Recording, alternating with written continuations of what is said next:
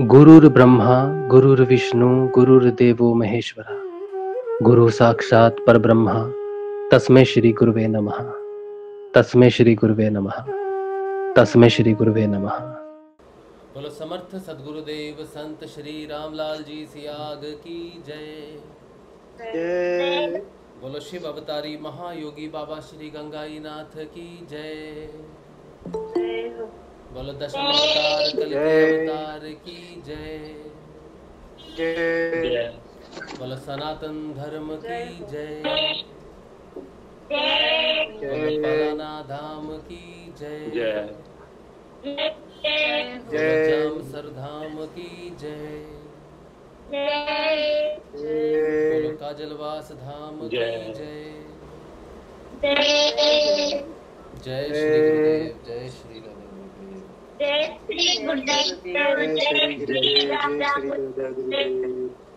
श्री गुरुदेव जय श्री सतगुरु।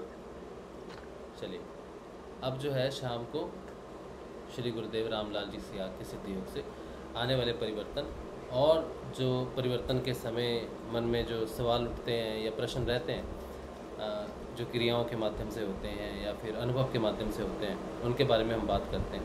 गुरुदेव जी श्री रामलाल जी सियाग के सिद्ध योग का ये सत्संग होता है शाम को 7 बजे। इसमें आप अपना अनुभव बता सकते हो, अपना बदलाव बता सकते हो, और अगर आपका कोई प्रश्न हो सिद्ध योग से तो आप पूछ सकते हो।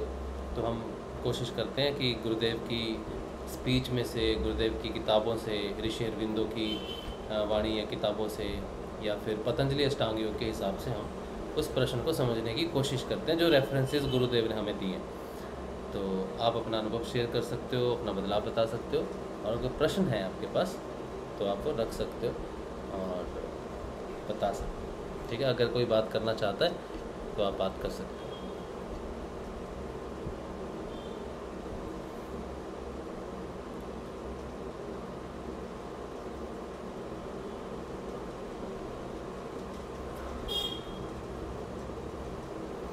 जय श्री गुरुदेव आप सबको, जो लोग यूट्यूब पे हैं। एक प्रश्न है यूट्यूब पे, ये गुरु बहन का है, अमर कला जी का।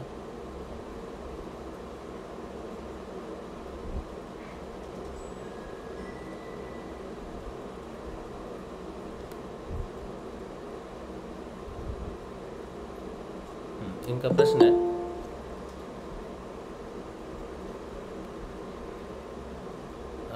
ये कह रही हैं कि गुरु भाई क्या आत्मा और मन एक ही है या अलग अलग है? तो इस पे तो हम काफ़ी बार चर्चा किया है हमने कि मन जो है,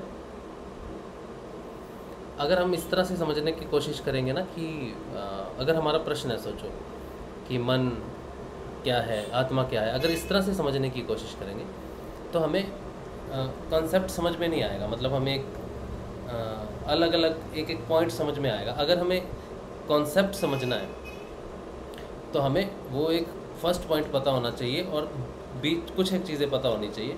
उसके बाद सारी चीज़ों को आप खुद समझ सकते हो, खुद उसको डिफ्रेंशिएट कर सकते हो कि क्या चीज़ है क्या नहीं है। जैसे शुरुआती तौर में जो घटना घटती है और यहाँ तक जो घटी, अब ये वापस जा रही है, तो अगर हम किधर जा रहे हैं उसका हमें बेसिक पता हो कि हम योग कर रहे हैं, किसके साथ कर रहे हैं, अगर ये बेसिक इन्फॉर्मेशन हो तो रास्ते में मिलने वाली चीज़ें और उनमें आने वाले बदलाव समझ में आने शुरू हो जाते हैं। मन जो है ये एक नाव की तरह है। अगर मैं कहूँ कि मैं राजशिव हूँ तो ये मन है, ये राजशिव है, ये मन है। अगर कोई व्यक्ति विशेष अपनी स्थिति का ज्ञान करवाता है तो वो मन की स्थिति का ज्ञान करवाता है, क्योंकि कोई भी स्थिति हो वो मन की स्थिति होती है। शारीरिक रूप से, व्यावसायिक रूप से, या जिस तरह किसी भी घटनाक्रम से, मानसिक स्थिति, फिजिकल बॉडी स्थिति, जिस तरह से भी हो, वो स्थिति जो है वो मन के हिसाब से डिस्क्रिप्शन ही होता है। आत्मा की एक ही स्थिति है, ठीक है। आत्मा निराकार है और क्या बोलते हैं उसको, कर्म से मुक्त है। आत्मा का जो स्वरूप है, तो मन और आत्मा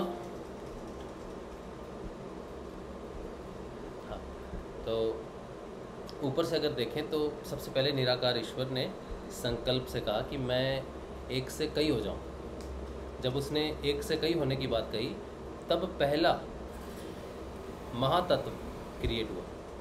ठीक है, इसको आप कह सकते हो अर्धनारीश्वर, यानी कि उसने अपने आप को ही दो भागों में पहले तो प्रकट किया, अपने आप को ही दो हिस्सों में अपनी ही दो अलग अलग स्थितियां कहीं, उनमें से अर्धनारीश्वर का पहला स्वरूप जो आता है। तो अर्धनारीश्वर जो है ये फाइनल पॉइंट नहीं है।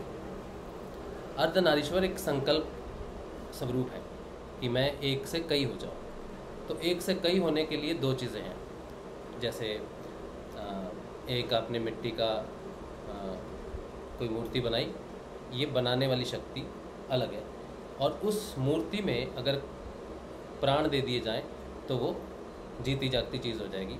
तो उसमें दोनों चीज़ें हो जाएंगी, एक शक्ति जो निर्माण करती है और दूसरी शक्ति जो उस निर्माण का संचालन करती है, यानी कि पुरुष तत्व जो संचालन करता है, जिसे चेतना कहते हैं। कोई मृत व्यक्ति है तो कहते हैं कि अचेतन हो गया, शव हो गया, तो उसकी चेतना निकल गई है।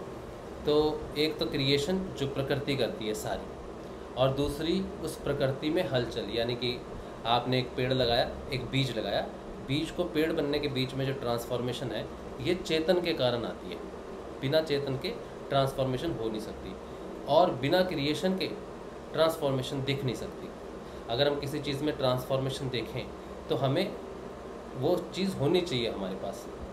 अगर कोई चीज़ है छोटी से बड़ी हो रही है तो उसमें ट्रांसफॉर्मेशन हो रही है, तो इसके लिए चीज़ का होना ज़रूरी है। तो प्रकृति का होना ज़रूरी है, क्योंकि उसके बिना क्रिएशन नहीं हो सकती। और अगर वो क्रिएशन कर भी लेती है तो बिना चेतन के वो उसको चला नहीं सकती, मतलब उसमें परिवर्तन नहीं आ सकता।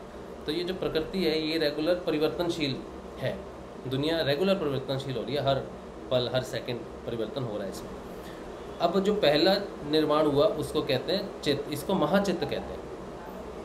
महाचित्त फिर दो प्रकार से, एक तो अर्धनारीश्वर में जो है उसको आप कह सकते हो समिष्ट चित्त, पूर्ण रूप से निर्मल चित्त, जहाँ तक आपने पहुँचना है जीते जी। ठीक है, अब उस चित्त का दूसरा रूप है जब उसने दूसरी क्रिएशन शुरू करनी शुरू की, तो प्रकृति ने अपने 3 गुणों के साथ शुरुआत की। प्रकृति के 3 गुण आए, सतत, रजस और तमस, ये 3 गुण आए। ये पहली स्थिति है, इसमें तीनों गुण अलग अलग हैं, एक लाल रंग, एक नीला रंग, एक पीला रंग। ठीक है, रजस, सतत और तमस। अब इनका मिश्रण शुरू हुआ, इनके मिश्रण से ही क्रिएशन शुरू होती है। तो इनके क्रिएशन से महातत्व और भी दूसरे महातत्व बनने शुरू हुए। तो अब जब ये तत्व क्रिएट होने शुरू हुए तो हर तत्व में एक चेतन का अंग और एक प्रकृति का अंग रहता है। ठीक है, अब जैसे जैसे ये क्रिएशन होती रहती है फिर वो पंचभूतों तक लास्ट में आती है, पंचभूत बन जाते हैं। यहाँ तक आते आते मन एक ऐसी अवस्था हो जाती है जो सारी चीज़ों को समेट के रखती है, शुरू से लेके महाचित्त में शुरू से लेके एंड के पॉइंट तक कोई एक वर्किंग चीज़ रहती है, उसको कहते हैं मन। लेकिन मन जो है ये आज़ाद नहीं होता। ये मन के पास जैसे पुत्र में पिता और माता का दोनों का अंश होता है, इसी तरह से मन में भी चेतन शक्ति पुरुष का और स्त्री प्रकृति का दोनों का तत्व रहता है। लेकिन जैसे जैसे क्रिएशन होती रहती है, तत्वों की क्रिएशन होती रहती है, तो प्रकृति तत्व की ज़्यादा होने के कारण वो मन जो है वो पुरुष तत्व की इग्नोरेंस में चला जाता है। ठीक है, इग्नोरेंस होते होते होते वो अपने आप जो क्रिएशन है, क्रिएशन अपने आप को ही समझने लगती है कि वो स्वयं है। जैसे हम कहते हैं कि मैं ये हूँ या वो हूँ, अहंकार रूपी अविद्या उसमें शामिल होने लगती है, क्योंकि उसका भी निर्माण हो जाता है। अब जब वो वापस जाना शुरू करता है तो उसको पहला सबक यही होता है कि दो नहीं है, एक ही है। यहीं पर ही उसका मन को बता दिया जाता है कि जिस तरफ तू जा रहा है उस तरफ जो जाने वाला है, जो जिसमें बदलाव हो रहा है वो मन है।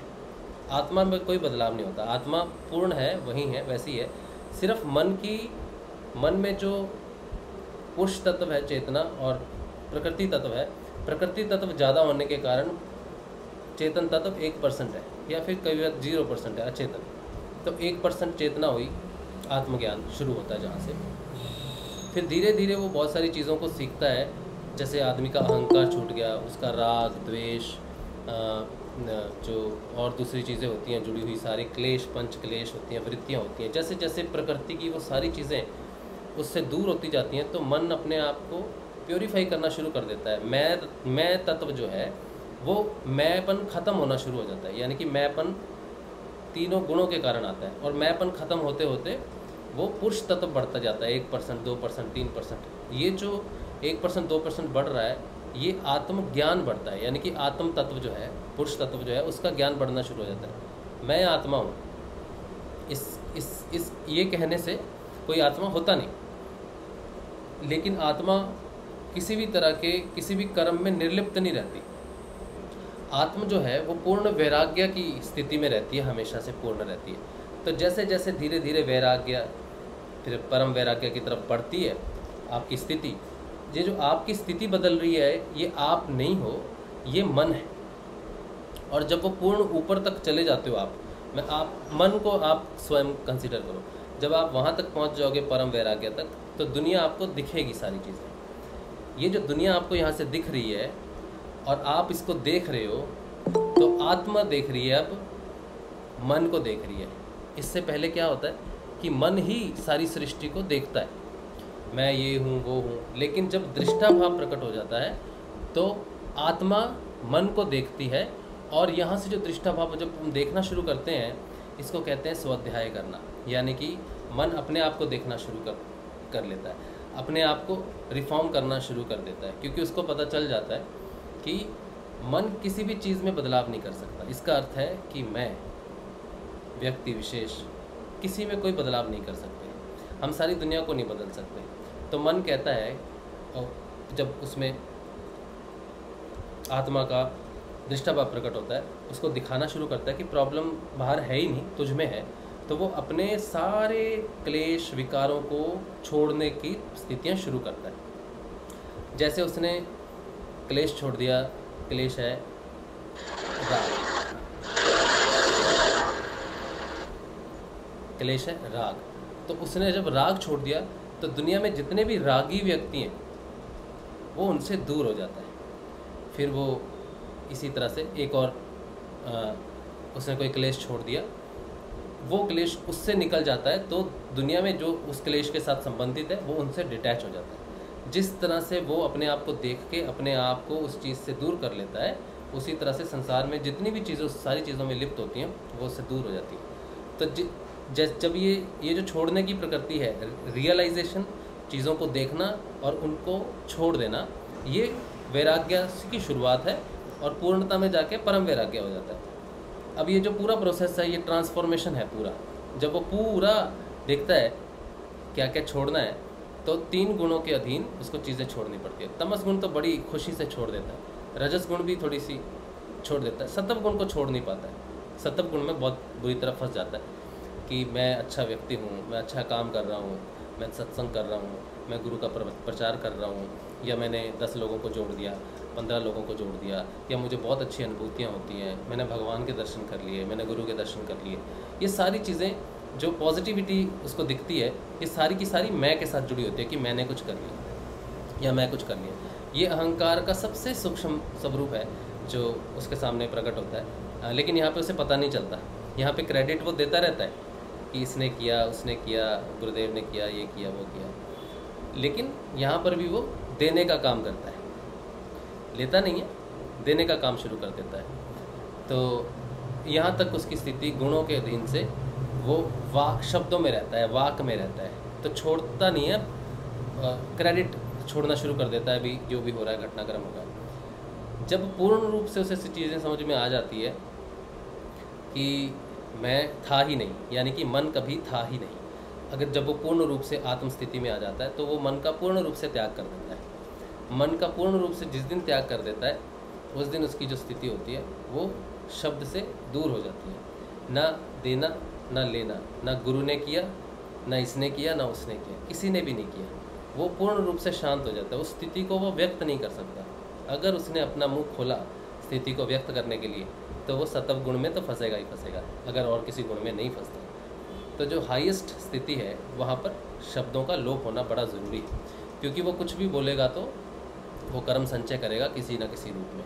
अब ये हायर जो स्थिति है, यहाँ पर अगर हम इस स्थिति में सोचें कि मैं चुप करके बैठ जाऊँ, मौन हो जाऊँ और मेरा कोई कर्म संचय नहीं होगा या मैं हायर स्थिति में आ जाऊँगा, तो ऐसा नहीं होगा। इसका कारण ये है कि भाव जो है वो बहुत महत्वपूर्ण है। कोई शब्द अगर आपको किसी चीज़ किसी तरह मूव करता है, वो किस तरह से कहा है, किस भाव से कहा है, उसका बड़ा मैटर रहता है। तो अगर चुप भी हो जाओगे, जब वो स्थिति नहीं है और चुप भी हो जाओगे, तब भी वो लोगों को हर्ट ही करेगा, लोगों को परेशानी में डालेगा, तब भी वो प्योरिटी नहीं आती है। तो बाहर वाला जो मौन है ये सिर्फ उसकी परिकल्पना है कि असली मौन क्या होता होगा, लेकिन जब तक इंद्रियां शांत नहीं होती तब तक अंदर का मौन प्रकट नहीं होता। तो मन जो है वो आत्मा नहीं है, मन एक नाव है, एक नदी है, एक धारा है कॉन्टिन्यूसली, जिस पर वो सब छोड़ने की बात करता है। ठीक है, मन आपको पूरी दुनिया में घुमाता रहता है और जब आत्मरूप दृष्टापन पैदा होता है, चेतन तत्व जब जागृत हो जाता है, गुरु कृपा से दिया जल जाता है, तो उस रोशनी में मन की हरकतें दिखनी शुरू हो जाती हैं, अपनी हरकतें दिखनी शुरू हो जाती हैं। फिर अपना ही त्याग करना। मैं अगर कहूँ कि मैंने नॉन वेज छोड़ दिया या मैंने सिगरेट पीनी छोड़ दी, तो ये कोई बात नहीं बनती। त्याग स्वयं का हो सकता है, दूसरी चीज़ों का नहीं हो सकता। तो मन का त्याग होना शुरू हो जाता है, यानी कि स्वयं का त्याग होना शुरू हो जाता है। स्वयं की स्थितियाँ 3 गुणों में है, तीनों गुणों का त्याग, स्वयं का त्याग। तो धीरे धीरे जब अपना ही त्याग होना शुरू होता है, तो एंड में जाके पूर्ण रूप से मन का त्याग हो जाता है। और जब पूर्ण रूप से मन का त्याग हो जाता है, वहाँ पर जाके वो स्थिर हो जाता है पूरा। यहाँ पर जाके पूर्ण रूप से वो स्थिर हो जाता है। त्याग तो नहीं होता, उसको जानकारी हो जाती है कि बेकार में विचारों में जा रहा था। ये जो विचार आते हैं ध्यान में शुरू में, ये इसलिए आते हैं कि मन कंट्रोल में नहीं रहता। जब मन को सारी चीज़ें दिखा दी जाती हैं, समझा दी जाती हैं कि ये गुण है, ये तू नहीं है, आत्म तत्व कुछ और है, वो बहुत सारी चीज़ों से गुजरता है। बड़ी आसानी से ये चीज़ें नहीं होती, साक्षात्कार करना ही पड़ता है उसको। बहुत ख़राब अनुभव होते हैं और कुछ अच्छे अनुभव भी होते हैं। तो ख़राब अनुभवों को तो भूलना चाहता है, अच्छे अनुभवों को भूलना नहीं चाहता, लेकिन अच्छे अनुभवों को भी साइड करना पड़ता है। सबको एक बराबर की दृष्टिकोण में रखना ज़रूरी हो जाता है। यहाँ पर जब जाएगा तो उस मन स्थिर होने, ये कंडीशन जो है ये मन की स्थिरता की कंडीशन है। एक स्प्रिंग है, स्प्रिंग हिल रहा है तो वो नीचे की स्थिति है, वो कंपन कर रहा है ऐसे ऐसे, ये बिल्कुल नीचे की स्थिति है। हर चीज़ में भटकना, विचारों का आना या इधर उधर चले जाना। जैसे ही आत्म तत्व हृदय से जागृत होता है, उसकी स्थिरता शुरू हो जाती है। यहाँ से उसकी स्थिरता शुरू होती है। अच्छा, ये पंडित भरत कुमार, प्रेजेंटेशन पे क्लिक मत कीजिए, प्रेजेंटेशन पे क्लिक करेंगे तो वो मुश्किल हो जाएगी फिर स्क्रीन। अच्छा, तो यहाँ से ही उसकी स्थिरता शुरू हो सकती है, नीचे से स्थिरता शुरू नहीं हो सकती, क्योंकि आत्मा का केंद्र जो है वो हृदय है। हृदय से ही वो उत्पन्न होती है, हृदय से ही जागृत होती है, हृदय में ही गुरु का निवास होता है। हृदय बहुत महत्वपूर्ण है, हृदय से ही सत्य की जागृति होती है। कहते हैं ना, मैं सच बोल रहा हूँ, दिल से बोल रहा हूँ। तो आत्मा सत्य का ही वहन करती है। जो मनुष्य सत्य बोलता है वो आत्मा बोलती है, मन कभी सत्य नहीं बोलता। मन सिर्फ अनुसरण करता है गुणों का, तो सिर्फ आत्मा सत्य बोलती है। जब सत्य घटित हो जाता है, सत्य बोलना शुरू हो जाता है, तो आत्मा का अधिकार शुरू हो जाता है।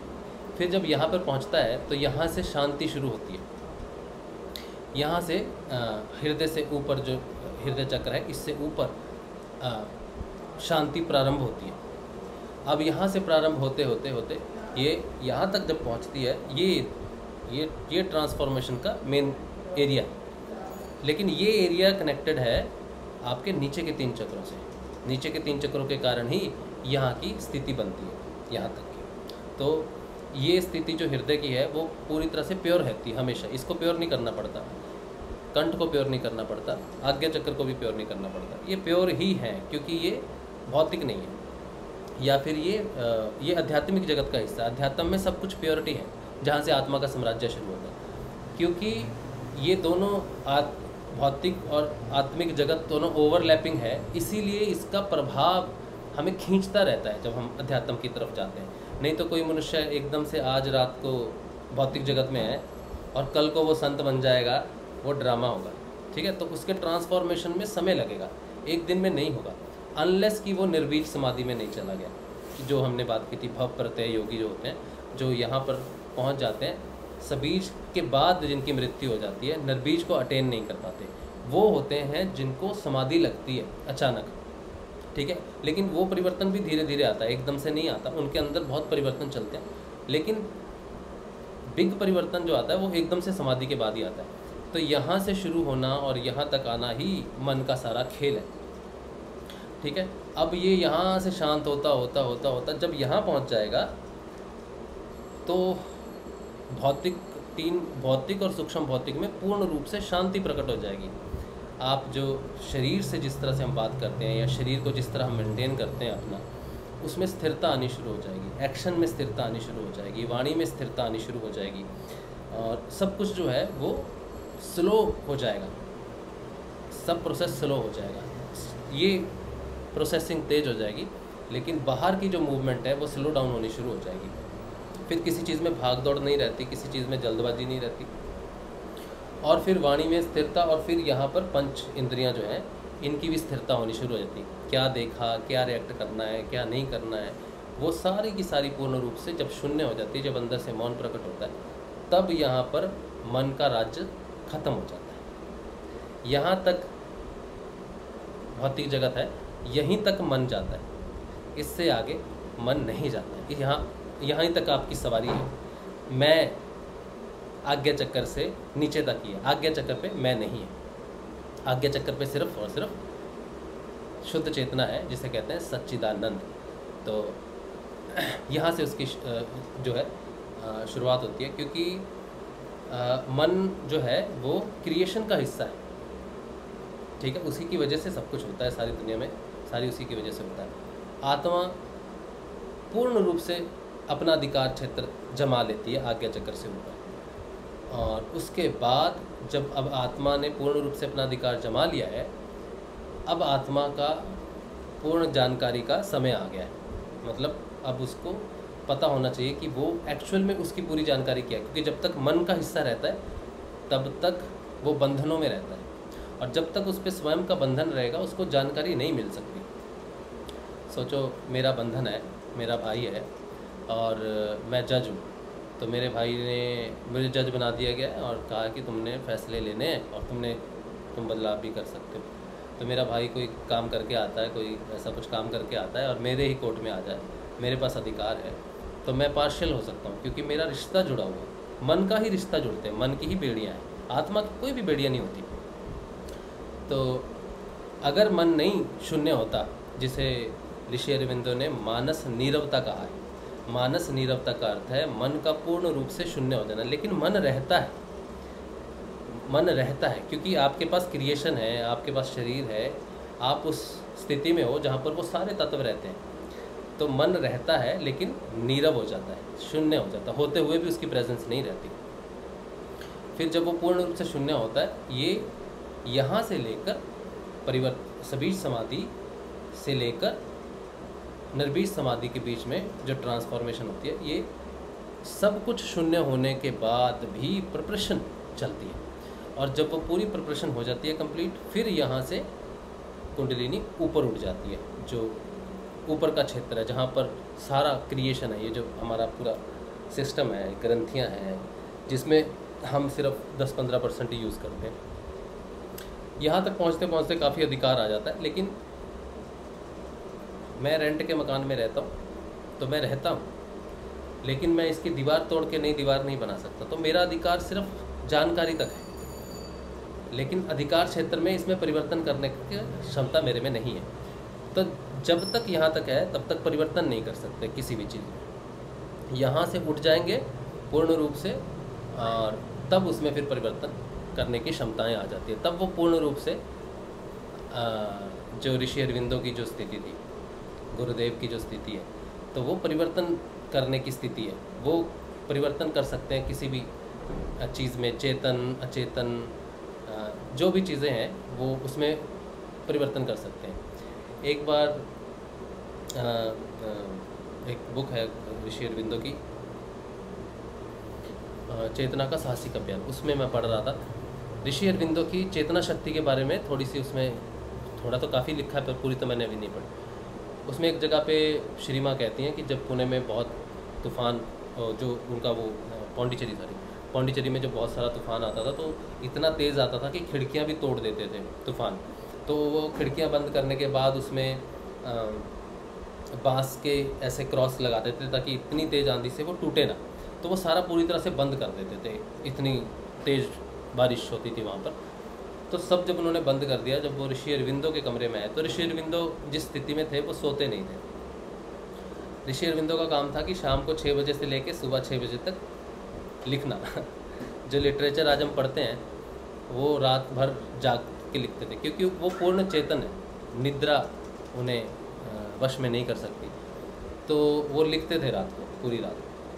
तो जब श्री माँ उनके कमरे में आई तो उन्होंने देखा कि ऋषि अरविंदो के रूम की सारी खिड़कियाँ खुली हुई हैं, और सारी खिड़कियाँ खुली हुई हैं और बाहर तूफ़ान है, लेकिन बारिश की एक बूंद भी उनकी खिड़की से अंदर नहीं आ पा रही है। मतलब उनके रूम में पूर्ण रूप से शांति बनी हुई है, बाहर बारिश आ रही है। तो ये एक ऐसी स्थिति है कि आप कंट्रोल कर सकते हो, आप बदलाव कर सकते हो, लेकिन इसलिए नहीं कि आपने दुनिया में कुछ खलबली मचानी है। ये सिर्फ उन्होंने एक अवस्था बताई है कि वो किस अवस्था में है कि प्रकृति जो है उन पर प्रभाव नहीं करती। मन की जो स्थिति है, प्रभाव की जो स्थिति है, वो यहाँ तक है। इसके बाद मन आपको प्रभावित नहीं करता। यहाँ से नीचे मन की ट्रांसफॉर्मेशंस में 3 चीज़ें आती हैं। पहली जो मन की सबसे वीक अवस्था होती है वो होती है इच्छा। जब मन इच्छाओं के अधीन रहता है तो वो सबसे उसकी वीक स्थिति है। ठीक है।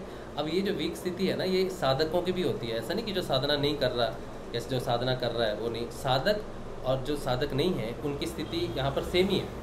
जब तक इच्छाएं हैं तब तक मन की सबसे वीक स्थिति होती है। इच्छाओं को जब पूर्ण रूप से दबा दिया जाता है तब संकल्प शक्ति प्रकट होती है। संकल्प शक्ति से मन पर अधिकार होना शुरू हो जाता है। फिर मन के ऑर्डर लिए नहीं जाते, आत्मा उसको संकल्प शक्ति से परिवर्तन होना शुरू होता है। गुणों के अधीन ही है, संकल्प भी गुण ही है एक्चुअली, या समझ लो रजस गुण का तमस गुण के ऊपर थोड़ा प्रभाव कायम होना शुरू हो जाता है। इच्छा के ऊपर संकल्प आ जाता है, रजस तत्व आ जाता है। संकल्प के बाद भी तो उसकी स्थिति जो है वो मीडियम स्थिति रहती है रजस में। फिर जब वो इसमें आता है, क्या बोलते हैं उसको, सतव में आता है, तो संकल्प शक्ति भी क्षीण होनी शुरू हो जाती है, और उसमें जो प्रकट होता है वो उसकी शब्द की जो आगे की अवस्था है, जैसे मौन की अवस्था है। संकल्प से भी आप निर्माण करते हो चीज़ों का, आप चीज़ों में आते हो, लेकिन फिर मौन आना शुरू हो जाता है। सतव की तरफ से मौन, सतव का भी एक्चुअली मौन नहीं है, सतव में भी है। मुझे अभी एग्जैक्टली क्या मैं शब्द बोलूँ उसको, हाँ, संकल्प के बाद एक्सेप्टेंस आनी शुरू हो जाती है। संकल्प के बाद सतव में एक्सेप्टेंस आनी शुरू हो जाती है।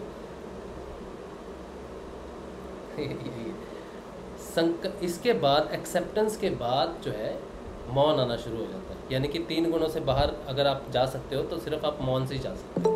तो ये जो जितने भी ये परिवर्तन है, ये सारे के सारे मन के परिवर्तन है, आत्मा के नहीं है। ट्रांसफॉर्मेशन आपका है, आप मन हो। जब तक आपका ट्रांसफॉर्मेशन हो रहा है आप मन की स्थिति में ही हो, और बहुत सूक्ष्म रूप से मन जो है वो रहता है। खास करके अहंकार बहुत सूक्ष्म होता है, और अहंकार जो है वो नहीं छोड़ता है। तो कौन नरहरि भाई कुछ बोल रहे हो? इसी पर मैं एक छोटा सा सवाल था। हाँ, राशिव भाई, जैसे मन, आपने कहा कि इच्छाएं होना ये मन की निम्नतम स्थिति है, साधक हो या कोई साधक नहीं है। इच्छा होना और तुरंत साक्षात्कार हो जाना कि नहीं ये तो इच्छा मन की क्रिएशन है, गुरुदेव जाने, ऐसे शब्द निकल जाना, वो क्या होगा? नहीं, क्या मैं समझा नहीं। जैसे माना कि आपने कोई चीज, मैंने कोई चीज देखी और मेरी इच्छा हो गई कि ऐसा होना चाहिए मेरे, या मुझे कोई चीज प्राप्त करने की इच्छा हुई, एक सेकंड में इच्छा हुई, और दूसरे सेकंड हुआ कि नहीं ये तो सिर्फ मन कर रहा है, नहीं मुझे ये सारा नहीं चाहिए, ये गुरुदेव जाने, ये आत्मा, ये तो सिर्फ मन का भाव है, तुरंत पता चल जाना। हाँ। तो ये तो डिफरेंट हुआ ना। इच्छा तो प्रकट मन ने कर ली, लेकिन फिर वो चेतन ने मना कर दिया, जैसे कि नहीं ये तो बंधन वाला मामला है, इसमें तो वापस बंधन का चक्र शुरू हो जाएगा, नहीं चाहिए, मतलब वास्तविक रूप से नहीं चाहिए, लेकिन एक बार देखते ही कोई चीज की इच्छा हो जाना। ये कौन सी ये जब आप ट्रांसफॉर्मेशन में जाते हो ना, तो सोचो आप तामसिक तमस से बाहर निकलते हो, रजस में प्रवेश करते हो, तो तमस आपको छोड़ता नहीं है, क्योंकि उसका जो खिंचाव है ना, वो रजस पे बना रहता है हमेशा। सतप पे भी बना रहता है और रजस पे भी बना रहता है, लेकिन रजस पे ज़्यादा बना रहता है। तो जब ट्रांसफॉर्मेशन तमस से रजस में होता है, तो रजस पे खिंचाव होता है सतप का, लेकिन ज़्यादा होता है तमस का, क्योंकि अब डिपेंड करता है कि मैं साधना करता हूँ, आप साधना करते हो, तो मेरा दिनचर्या में मैं किस तत्व को स्ट्रॉन्ग कर रहा हूँ। तो मैं सतप को स्ट्रॉन्ग कर रहा हूँ, नाम जप ध्यान सतप तत्व में, तो मैं इसको स्ट्रॉन्ग कर रहा हूँ। लेकिन पिछले 40 साल से मैं तमस गुण में था, तो वो ऑलरेडी सब जगह पे व्याप्त है, मेरी हरकतों में, मेरी सोच में, मेरी देख में, मेरे सुनने में, मेरे बोलने में, हर जगह पे है ध्यान। और ये मैं कितना समय करता हूँ और बाकी समय मैं किस हालत में रहता हूँ, डिपेंड करता है कि मेरे में इस समय किस तरफ खिंचाव जाता है। अगर साधना करते करते मैं तमस से रजस में जाता हूँ, इच्छा शक्ति से संकल्प में जाता हूँ, जब तक मैं संकल्प में रहता हूँ तब तक इच्छा शक्ति प्रकट हो सकती है, उसको संकल्प शक्ति से ही दबाया जा सकता है। तो इच्छाएं प्रकट होती रहती हैं। तमस अपना प्रभाव दिखाता रहता है, रजस में ज़्यादा दिखाता रहता है, क्योंकि वो उसके नज़दीक है। तो वो इच्छा अगर प्रकट हो जाए तो वो अपना जोर मारती है कि इच्छाओं को प्रकट करती है चीज़। लेकिन रजस तत्व में जो संकल्प शक्ति है, उसकी वजह से संकल्प में वो इच्छा को डिनाई कर देती है वो सारी चीज़ें। तो ये खींचातानी है दो गुणों के अंदर, ये चीज़ उत्पन्न होना और फिर दूसरे भाव से उसको डिनाई कर देना। चीज़ का उत्पन्न होना वो उस तत्व का खींचातानी है।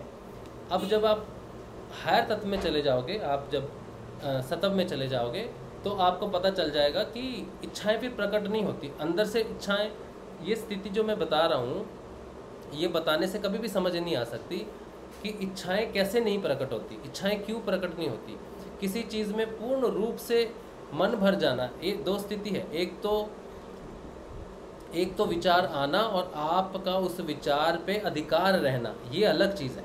लेकिन एक है कि विचार आता ही नहीं है, वो चीज़ अगर आपके सामने भी आ जाए तो आपको उस चीज़ का विचार नहीं आता। सोचो आपको मीठा बड़ा पसंद है खाने में, ठीक है, और नया नया जो मीठा छोड़ता है ना आदमी, तो उसके सामने मीठा आ जाए तो वो सोचता है यार खा सकता था।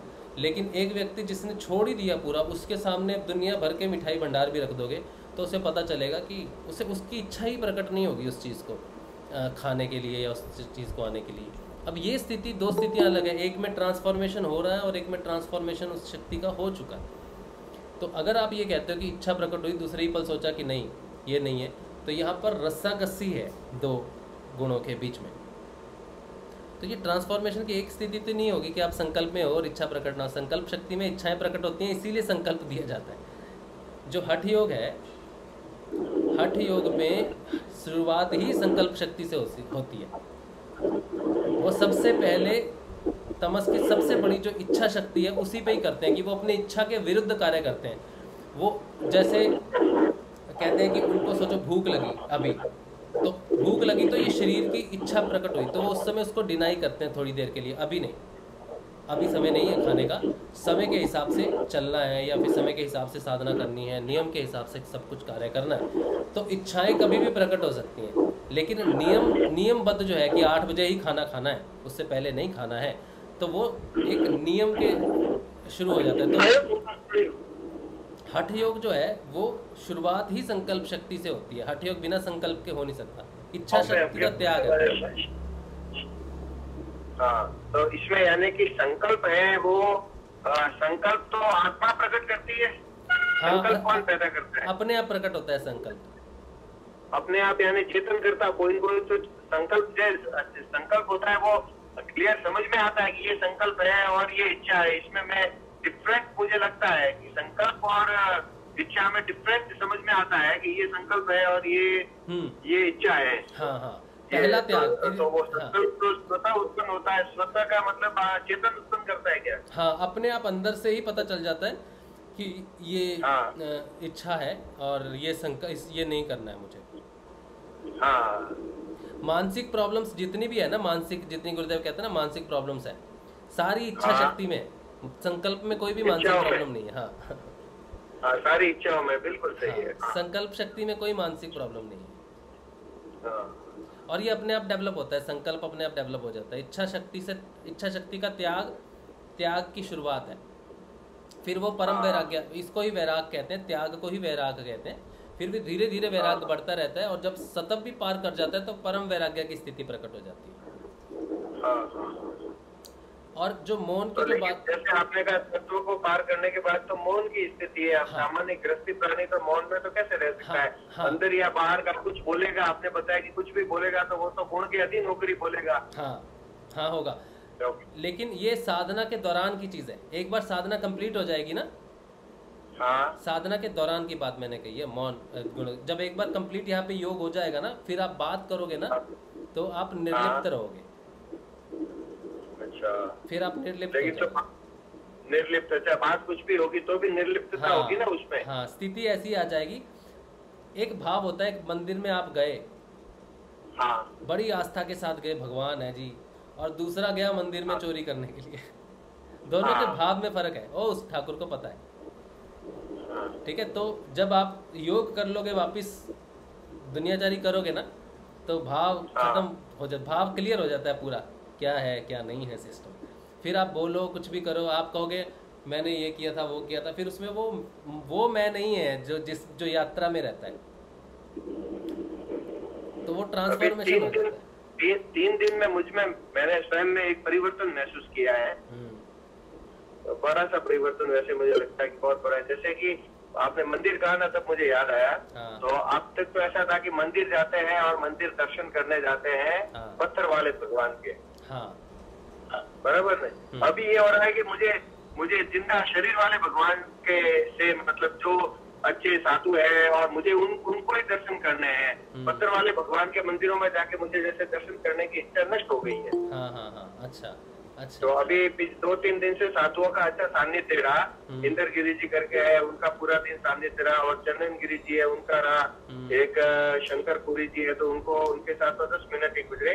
तो अभी जैसे मुझे ये हो रहा है कि जैसे जो जीवित शरीर भगवान है, कोई समिष्ट चेतना वाले वो उच्च स्तर के साधक है, उनके दर्शन या उनसे मिलने की इच्छा रहती है। इच्छा या जो संकल्प हो, और मूर्ति वाले पत्थर वाले भगवान में जैसे क्या जाना, वो ये मुझे अपने आप में फील हो रहा है। हाँ। ये स्थिति है। जैसे अंदर की यात्रा पहले बाहर की यात्रा भी जरूरी होती है। बाहर की पूजा पाठ से ही बंदा अंदर पहुंचता है, और एक बार अंदर पहुंच जाए तो फिर वो बाहर आदमी अगर क्लास 6 में है और क्लास 10 में चला जाए तो वो क्लास 6 में क्यों जाएगा? वापस नहीं जाएगा, उसे पता है अब जरूरत नहीं है। एक आपने कहा था सामूहिक ध्यान का प्रभाव कैसे पड़ता है, वो सेशन सुना हुआ था तो मुझे उसका बहुत लाभ हुआ। क्योंकि मैं जो चंदन गिरी जी करके है, साधु है आबुराज में, तो बहुत ही तपस्वी है, और वो उनका कोई आश्रम वैसे एक जगह नहीं रहता, वो पूर्ण रूप से योग में है। तो उनके सानिध्य में बैठे थे तो मुझे क्रियाएं होने लगी, क्रियाएं होने लगी अंदर से, और ये जो जालंधर पद की स्थिति अलग प्रकार से होने लगी, जैसे गर्दन के अंदर से कुछ ऊपर उठ रहा है। अच्छा। और वो वहाँ मुझे जोर पड़ रहा है, और मैं उनके चरणों की तरफ देख रहा हूँ, और मुझे ये पता है कि ये मेरे गुरु नहीं है, या मुझे इनमें से कुछ मिल रहा है, ऐसा भी नहीं है। ऐसा भी नहीं है कि भाई ये मुझे कुछ देर है, लेकिन ये कुछ प्रभाव इनका मैंने एक शरीर पे महसूस किया, और बहुत 10-15 मिनट 20 मिनट हुआ होगा, और तो मैं मतलब अपनी क्रियाओं को रोक नहीं पा रहा था, और मैं नाम जब कर ही रहा था, नाच भी चल रहा था, लेकिन नाच तो सुनने जैसा नहीं, जैसे नाम पर मैं विशेष ध्यान रहा था कि कहीं मेरी श्रद्धा तो डिवाइड नहीं हो जाए कि मैं इनसे कुछ लूं। उस समय वो सेशन मेरे बहुत अच्छा काम आया कि भाई जैसे हम किसी के सानिध्य से अगर हमें सामूहिक ज्ञान से जो ऊर्जा प्राप्त होती है, तो वो किसी और की नहीं होती, हमारे गुरुदेव की और हमारे अंदर की होती है। लेकिन सामूहिक ज्ञान होने के कारण एक साथ होने के कारण उसका प्रभाव हमें अच्छा महसूस होता है। हाँ बिल्कुल सही बात है। बाहर से कोई कुछ दे नहीं सकता। गुरुदेव ने कहा ना, बाहर से किसी की क्षमता नहीं है भाई कुछ लेने देने की। हाँ, पर वो जैसे ध्यान में तो नहीं थे। हाँ। वो जो बैठे थे ना संत, वो ध्यान में नहीं थे, लेकिन फिर मुझे लगा कि संत तो सदा ध्यान में ही रहते हैं 24 घंटे। उनको तो वो चेतन है, इसलिए पूर्ण रूप से वो ध्यान में ही रहते हैं एनी टाइम, इसलिए ध्यान से ध्यान कनेक्ट हो रहा था, ऐसा मुझे लगा। और मैं उनसे कनेक्ट हुआ, मुझे अच्छी तरह से महसूस हुआ, बिल्कुल अच्छी तरह से, जैसे एक चेतना मुझे पुष्ट दे रही है या जो भी समझे। तो मेरे ऐसी क्रिया कभी नहीं हुई, गले के अंदर की तरफ से जोर लग रहा है, पुश मिल रहा है, धक्का लग रहा है, कोई भूख क्रिया हो रही है, ऐसा प्राणायाम भी नहीं था, वो कुछ अलग ही था कि अंदर से ऊपर उठ रहा है, ऐसा मुझे महसूस हुआ। 15-20 मिनट हुआ, फिर अचानक उन्होंने, बारिश आने लगी, खुले में बैठे थे, चींटे आने लगी, और फिर उन्होंने नमः पार्वती पति हर हर महादेव ऐसा बोल के वो जैसे किया, तो जैसे वो कनेक्शन डिस्कनेक्ट कर दिया, जैसे ऐसा कुछ करा। अच्छा, बहुत बढ़िया। हाँ, ये बड़ी इंपॉर्टेंट बात है जो आपने बताई है। और जैसे हम रोमांच एक शब्द है ना, सोचो मुझे फिल्में देखना बड़ा पसंद है, या मुझे सीरियल नाटक देखना बड़ा पसंद है, या मुझे कुछ खाना बड़ा पसंद है। तो अचानक घर में किसी ने कहा भाई आज घर में जो है ये पकवान बनेंगे, ये बनेंगे, वो बनेंगे। जैसे ही मैंने सुना मेरे मन में एक रोमांच शुरू हो जाएगा, मेरे रोंगटे खड़े हो जाएंगे, अच्छा ये मिलेगा, तो मेरे अंदर वही ऊर्जा संचालित हो जाएगी। वो भोजन ने मुझे कोई ऊर्जा नहीं दी, क्योंकि भोजन तो अभी पका ही नहीं, लेकिन उसको खाने का रोमांच मेरे शरीर में प्रकट हो जाएगा। वो रस स्रावित होने शुरू हो जाएंगे, वो पेट में वो रस बनना शुरू हो जाएगा, पूरी बॉडी के अंदर से, माइंड से वो सारे रस बनने शुरू हो जाएंगे जो भोजन के लिए ज़रूरी हैं। और अगर मुझे कोई कहे कि यार आज शाम को हम जा रहे हैं, बहुत अच्छी पिक्चर है, अच्छा, और मुझे पिक्चर देखना बहुत पसंद है, तो मेरे मन में एक रोमांच पैदा हो जाएगा शाम के लिए। प्रिपरेशन अभी से शुरू हो जाएगी, पेट क्लियर हो जाएगा, बिल्कुल फिटनेस हो जाएगी, सब खुल जाएंगी इंद्रियां, तो मैं अपने आप को प्रिपेयर कर लूँगा, ये रोमांच है।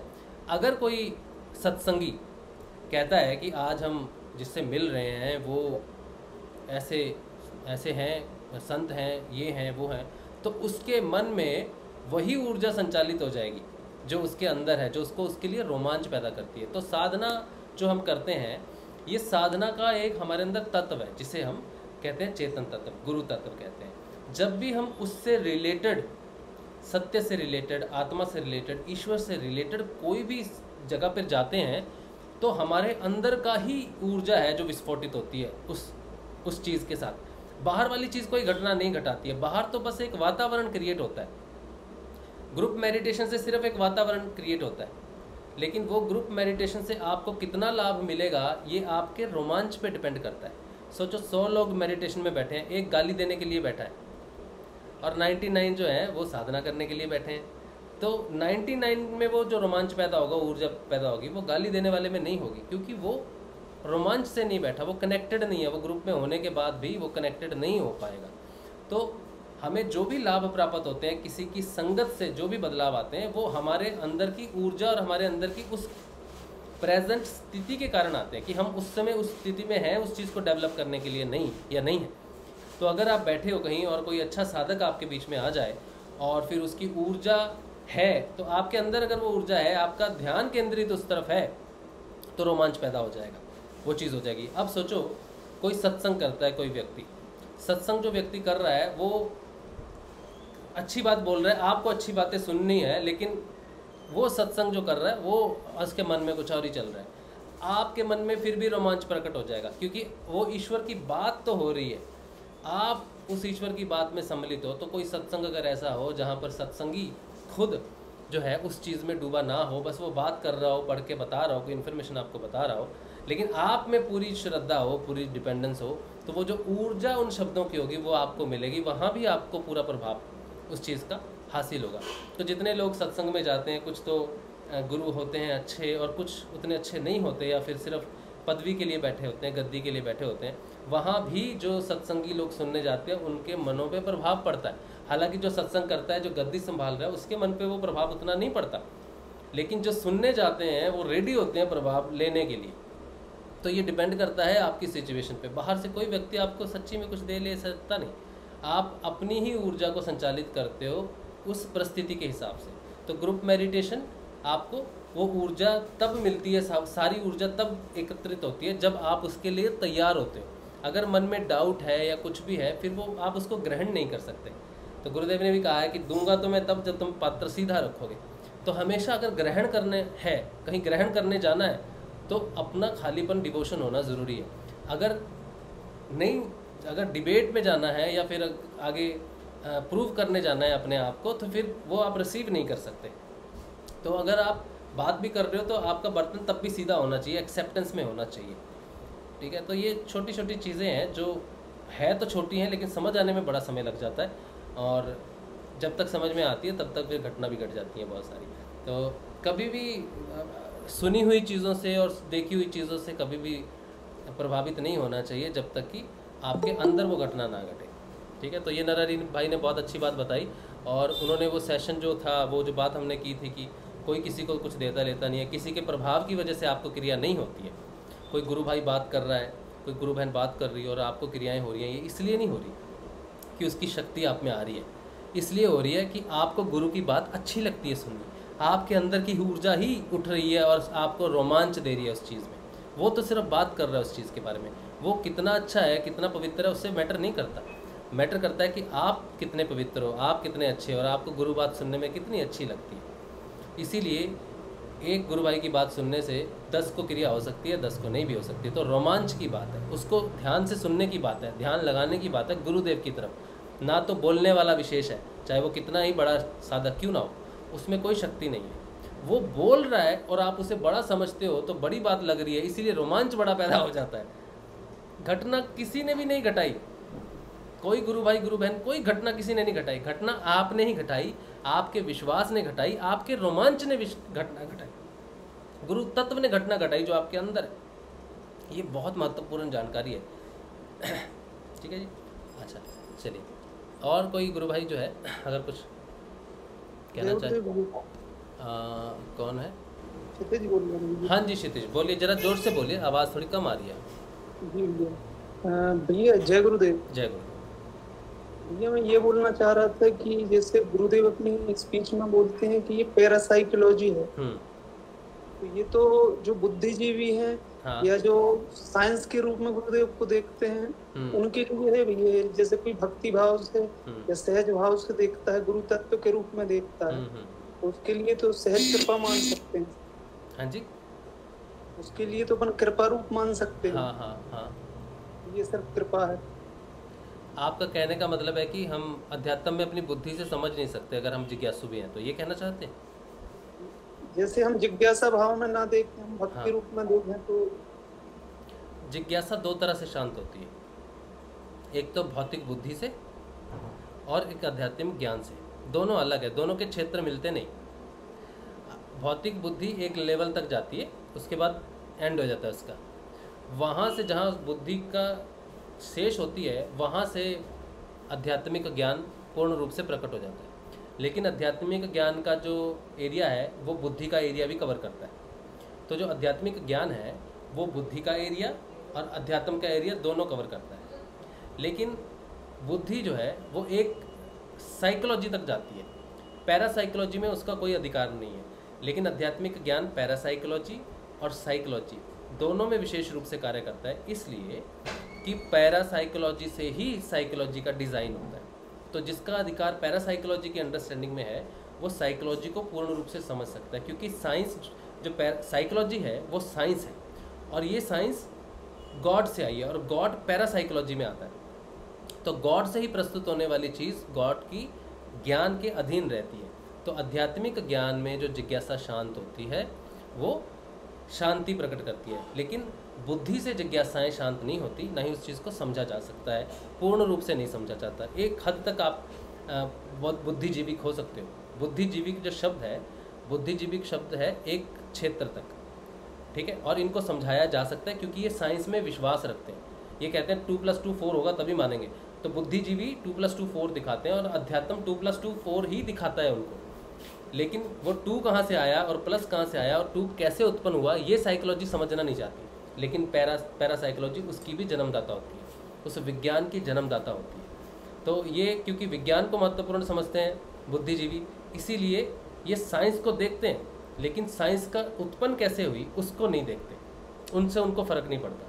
लेकिन आध्यात्मिक ज्ञानी जो होता है वो उसके उत्पन्न को भी जानता है, वो कहाँ से आई, कैसे हुई और उसका रिजल्ट कैसे प्रस्तुत हुआ वो भी जानता है।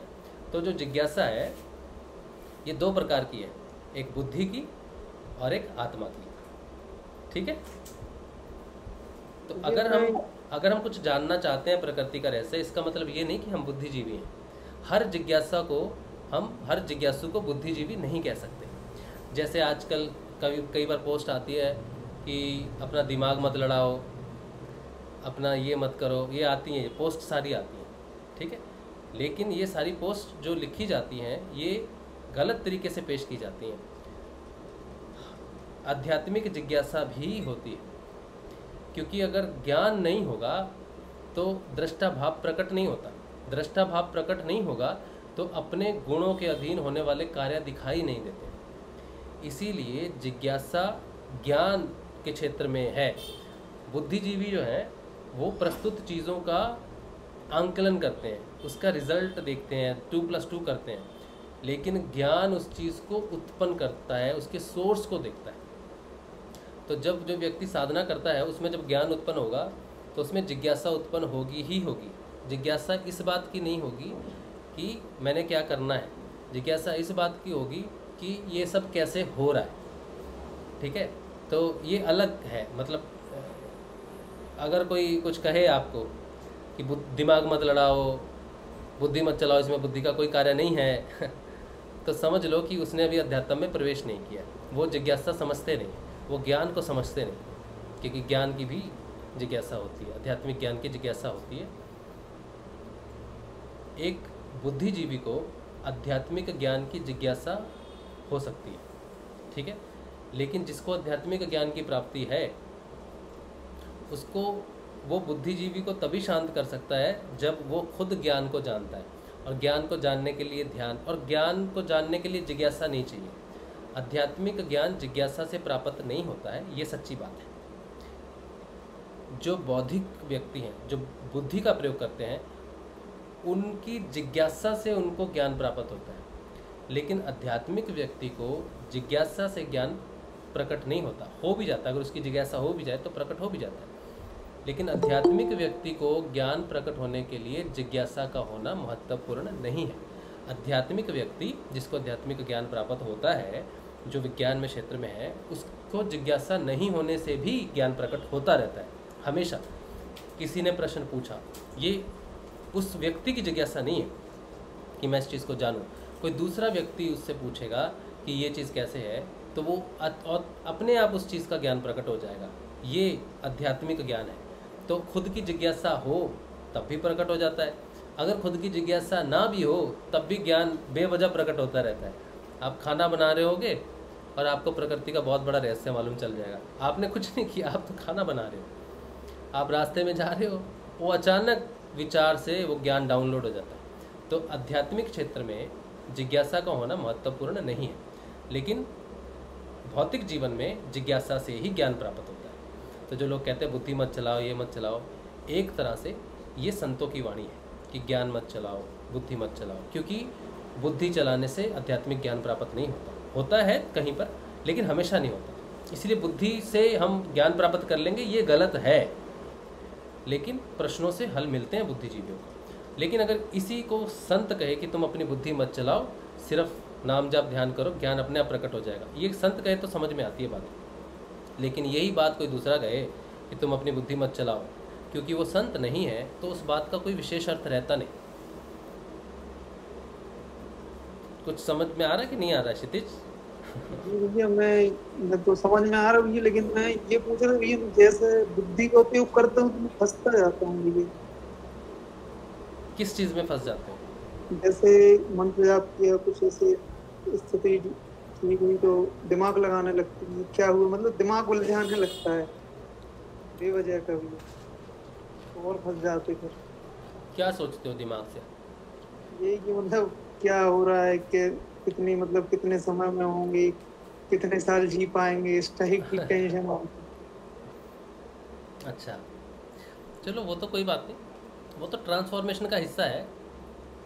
वो तो आते ही है ख्याल, जब तक मृत्यु के दर्शन नहीं होंगे तब तक तो वो बना ही रहता है, मृत्यु का भय बना ही रहता है। मृत्यु सबसे लास्ट हथियार है माया का। इससे मुक्त हो गए तो माया से मुक्त हो गए। जा मरने से जग डरे मोरे मन आनंद, कब मरी हूँ कब पाई हूँ पूर्ण परमानंद। ये लास्ट हथियार है माया का। इससे निकल गए तो माया से निकल गए। एक्सेप्टेंस, सतत गुण है एक्सेप्टेंस। कोई बात नहीं क्षितिज, कोई बात नहीं,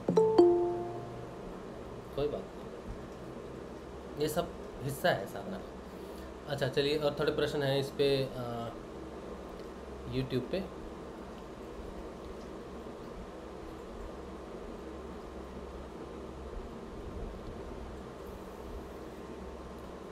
सुशांत कुमार कह रहे हैं कि अर्थराइटिस भी ठीक होता है क्या? हाँ जी ठीक होता है।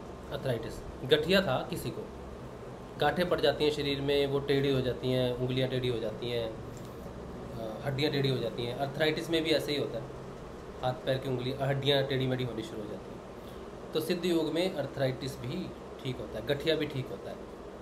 तो कई रोग हैं हड्डियों के, अलग अलग नाम हैं, spondylitis, cervical spondylitis, lumbar spondylitis, arthritis, ये सारी चीज़ें, गोट, और भी बहुत सारी चीज़ें हैं जो हड्डियों से या मांसपेशियों से रिलेटेड है। तो ये ठीक होती हैं सुशांत जी। लेकिन अब आप समय मत पूछना, क्योंकि समय निर्धारण करना वो तो आपकी साधना पे डिपेंड करता है या आपके समर्पण पे डिपेंड करता है। लेकिन सारी बीमारियां ठीक होती हैं, इस पे जोर दे के गुरुदेव बोलते हैं सारी। उस कृष्ण के लिए कुछ भी असंभव नहीं है, ऐसा गुरुदेव कहते हैं। तो हो सकता है, सब ठीक हो सकता है। अच्छा, उसके बाद कह रहे हैं कि अगर नाद सुनाई दे तो कितनी देर तक सुनाई देता है? हमेशा, जीवन भर सुनाई देता है, जब तक कि आप उस साधना में नाद से आगे ना बढ़ जाओ। अगर पूरे जीवन नाद तक ही फंसे रहे तो पूरा जीवन सुनेगा। अगर साधना आगे बढ़ गई तो नाद से आगे चले जाओगे, शून्य में चले जाओगे, मौन में चले जाओगे। अब ये डिपेंड करता है कि कब पहुंचते हो, कैसी साधना कर रहे हो, कितना नाद सुन रहे हो। नाद है और नहीं सुनोगे तो फिर वो बना ही रहेगा जीवन भर। अगर उसका अनुसंधान करोगे, वो एक व्हीकल की तरह है, एक वाहन की तरह है। उस पर बैठ के जहाँ तक वो लेके जाना चाहता है वहाँ तक चले गए, तो उसके बाद आगे की यात्रा, नाद के आगे की यात्रा भी है। लाइट भी आती है रास्ते में। लाइट और नाद मूलतः एक साथ चलते हैं कई हद तक। अच्छा मैं भाई, हाँ जी एक वो थोड़ा वापस कंफ्यूजन है इसमें। जैसे हम ध्यान करते हैं तो अभी तो जैसे ध्यान के समय नाद ही सुनते हैं, तो फिर हमें आज्ञा चक्र पे तो ध्यान करने की जरूरत नहीं है ना। फिर तो अब सिर्फ नाद को ही सुनना है। गुरुदेव की तस्वीर को देखना तो ऐसा कोई आवश्यक नहीं है। नहीं, कोई आवश्यक नहीं। तो फिर और तो हमारे वो 15 मिनट वाला नियम तो इसमें यहाँ पूरा हो गया। जैसे क्योंकि नाद तो हम कभी भी सुनते हैं, तो हम हर समय उस समय भी ध्यान करते हैं। इसका बैठे हैं, सोते हैं, फ्री होते ही हम रात को भी नाद सुनते हैं। शांति ना हो, यहाँ पे टॉयलेट में हो, वहाँ भी शांति होती है, तो अचानक से प्रकट हो जाता है। तो वो सारी हम उस समय तो ध्यान में होते हैं। इसका मतलब तो ये हुआ। हाँ बिल्कुल, तभी तो कहते हैं ना, नाद प्रकट हो जाए तो आपको ध्यान करने की जरूरत नहीं है। हाँ, क्योंकि वो वही ध्यान और वही नाद है। यानी फिर तो आज्ञा चक्र तो स्वतः फिर आज्ञा चक्र की क्रियाएं होनी है, वो होती रहेगी। हाँ, जैसे संभव ही मेरे कभी लगी नहीं, या आज्ञा चक्र पे मुझे गुरुदेव कभी दिखे ही नहीं, है ना। तो वो स्थिति को क्या कहेंगे? तो इसलिए अब वो वहाँ तो ध्यान करने की जरूरत ही नहीं है। इसका मतलब अगर आपने नाद सुन लिया तो आपका ध्यान हो गया, मतलब कंसीडर हो गया ध्यान में। लेकिन क्योंकि हमारे लिए नई चीज़ है, तो हमें नियम से अगर हम साधना करें बैठ के, तो वो ऐसा हो जाता है कि दिन में सुना कि नहीं सुना, लेकिन नियम से साधना में जरूर बैठना चाहिए। नाद अनुसंधान रात को होता है। अब जो हमारे सामने प्रस्तुत हुई है सारी चीज़ें, ये नहीं है, ठीक है। तो अगर हम पहले की साधना देखें तो वो रात को 2 बजे साधना करते थे, जो साधना में होते थे, ठीक है। तो उनका साधना का समय फिक्स होता था। नाद सुनते थे, रात को 2 से 4 बजे तक सुनेंगे या फिर पूरी रात सुनेंगे, अनुसंधान करते हैं उसका। और उस अनुसंधान के दौरान, क्योंकि रात्रि भी है, फिर भी वो तंद्रा में नहीं जाते थे और बैठ के उसका अनुसंधान करते थे। उसमें क्रियाएं होती हैं, नाद के अनुसंधान में भी क्रियाएं होती हैं, नाद भी आपको क्रियाएं करवाता है। तो लेकिन हमारे लिए जो इस समय क्षेत्र में जो बात है, हमें साधना में 2 समय का, मुझे जहाँ तक लगता है, जब तक यात्रा पूर्ण नहीं होती तो एक नियम फिक्स होना चाहिए साधना का। नाद आप कभी भी सुन लो, क्योंकि ज़्यादा देर नाद का अनुसंधान करना थोड़ा सा मुश्किल है, ठीक है। तो अगर 2 समय हम ध्यान करते हैं, उस समय नाद अपने आप प्रकट होना चाहिए। कुछ व्यक्ति साधक कहते हैं कि मैं ध्यान में बैठा हूँ, मंत्र जपूँ या नाद सुनूँ, ठीक है। लेकिन जब रेगुलर साधना होती रहेगी, नाद सुनते रहेंगे, तो ध्यान में बैठोगे ना, तो मंत्र जपने की कोशिश करोगे तो नाद प्रकट हो जाएगा, अपने आप नाद सुनना शुरू हो जाएगा। ध्यान सीधा यहाँ इस क्षेत्र में चला जाएगा। नाद को ही सुनना है फिर? हाँ? फिर सिर्फ नाद को ही सुनना है ना? आगे चक्र पे गुरुदेव को थोड़ी देखना है। नहीं, दोनों चीजें तो साथ में हो नहीं सकती। हाँ, ध्यान तो एक ही है ना आपका, या यहाँ लगा लो या जहाँ पे आवाज को पकड़ लो, ध्यान तो एक ही है आपका। और नाद गुरुदेव का ही स्वरूप है, शब्द स्वरूप है, शब्द ब्रह्म है ना गुरुदेव। हाँ, तो शब्द वो ब्रह्म है, तो गुरुदेव पे ध्यान करते हो, ब्रह्म का ध्यान करते हो, शब्द का ध्यान करते हो, तो वो भी गुरु का ही ध्यान है, वही है, गुरु स्वरूप ही है। तो कोई कंफ्यूजन नहीं होना चाहिए इसमें। बिल्कुल। जय गुरु। अच्छा, अब यहाँ पे क्वेश्चन है जी। जय गुरुदेव। भाई जी, मैं कह रही थी कुछ कर्म प्रारब्ध के ऊपर कुछ बताइए, क्योंकि मैंने जामसर आने के लिए कहा और तुरंत मेरे पापा की तबीयत खराब हो गई। अच्छा। हाँ, उनको 2 दिन से इतनी ब्लीडिंग हो रही है, एकदम से पीले पड़ गए हैं। क्या ब्लीडिंग किस चीज की हो रही है? मतलब उनको पाइल्स की प्रॉब्लम पहले थी, लेकिन उन्होंने ऑपरेशन करवा लिया था, अब तक सब कुछ ठीक ही था। वो एकदम से ही शाम को 4:30 बजे के आसपास वॉशरूम गए और वहीं मतलब भयंकर वाला चक्कर, सिर के बल गिरे हैं बिल्कुल। और उसके बाद ब्लीडिंग हुई, बहुत भयंकर ब्लीडिंग हुई है। अच्छा। और फिर कल भी ऐसे ही रहा, कल भी काफी ब्लीडिंग हुई। मतलब क्या कहें कि जैसे अंदर से कुछ कट के बाहर निकल रहा है और काफी सारा क्वांटिटी में, मतलब वो निकला है ब्लड बाहर। तो थोड़ा सा मैं चाह रही थी कर्म प्रारब्ध के ऊपर कुछ आप बताइए। कर्म प्रारब्ध तो गुरुदेव ऐसे नहीं काटते जब तक कि आप बोलो ना। सडनली इतनी तबीयत खराब नहीं करते सिद्धि हो। अगर कोई साधक कहे कि गुरुदेव, ये भी कहा जाता है ना कि जब भी अगर वहाँ आने के लिए हम सोचें तो रुकावटें लगती हैं, कोई ना कोई चीजें जैसे रोकते हैं। हाँ, रुकावटें आ जाती हैं। जब हम जाना चाहेंगे ना अपनी इच्छा से, तो रुकावटें प्रस्तुत होती है। अच्छा, तो ये मुझे लगा था कि कुछ उसी तरह की रुकावटों में से कुछ है। हाँ, जैसे नेगेटिविटी टाइप कुछ घर के अंदर। नहीं, नेगेटिविटी ऐसा कुछ नहीं होता। वो हम जब कहीं जाने की कोशिश करते हैं तो हमारी ही कुछ ऊर्जाएं हैं जो हमें दूसरी तरफ बांधने की कोशिश करती हैं, भटकाने की कोशिश करती हैं। तो जब भी हम जाते हैं 2 तरीके से है। एक तो हम सोचते हैं कि हम कुछ कर रहे हैं जाके, ठीक है, हम जा रहे हैं या कुछ भी है, तो इस तरह के विरोध प्रकट होते हैं। कई बार कहते हैं ना कि प्रोग्राम मैं तो बनाया ही नहीं, पता नहीं कैसे पहुंच गए।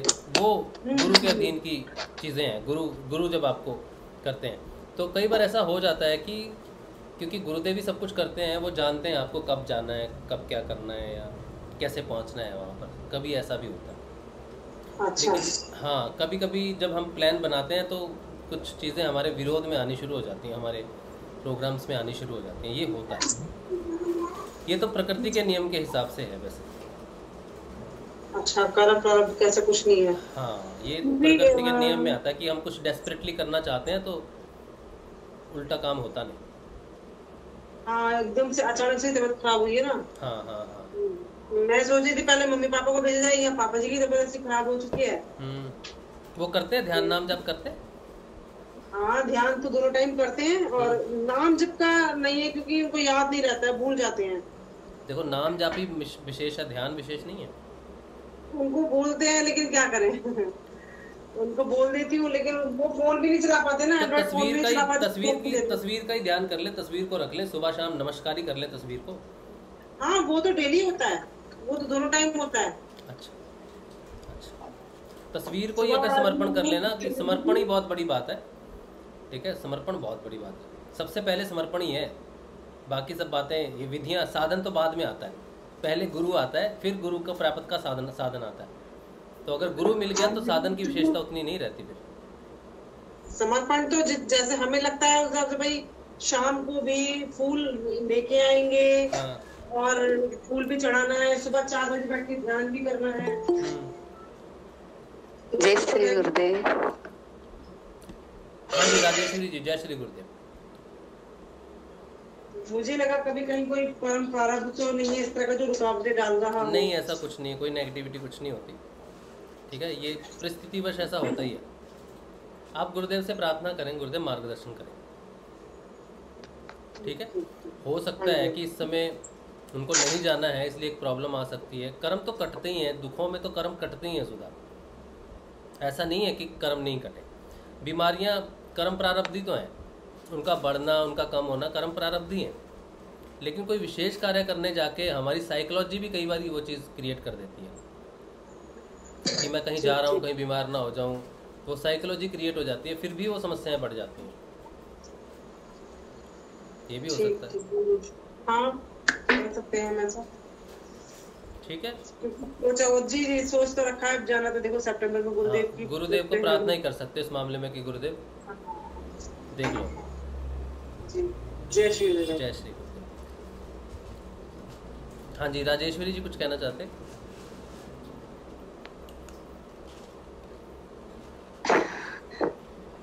जी सभी गुरु भाई बहनों को जय गुरुदेव। जय श्री गुरुदेव। मेरे को आप जैसा बोलना नहीं आता अच्छी तरीके से, मैं भी अच्छा नहीं इसलिए बोलता। मैं गूगल मीट पे आने में इसलिए झिझकती हूँ। मेरे को बात करने की कला नहीं आती है, खाने की बता नहीं पाती हूँ पूरी तरीके से। ये कोई ऐसे बात करता है खाते हुए, मुझे भी नहीं आती।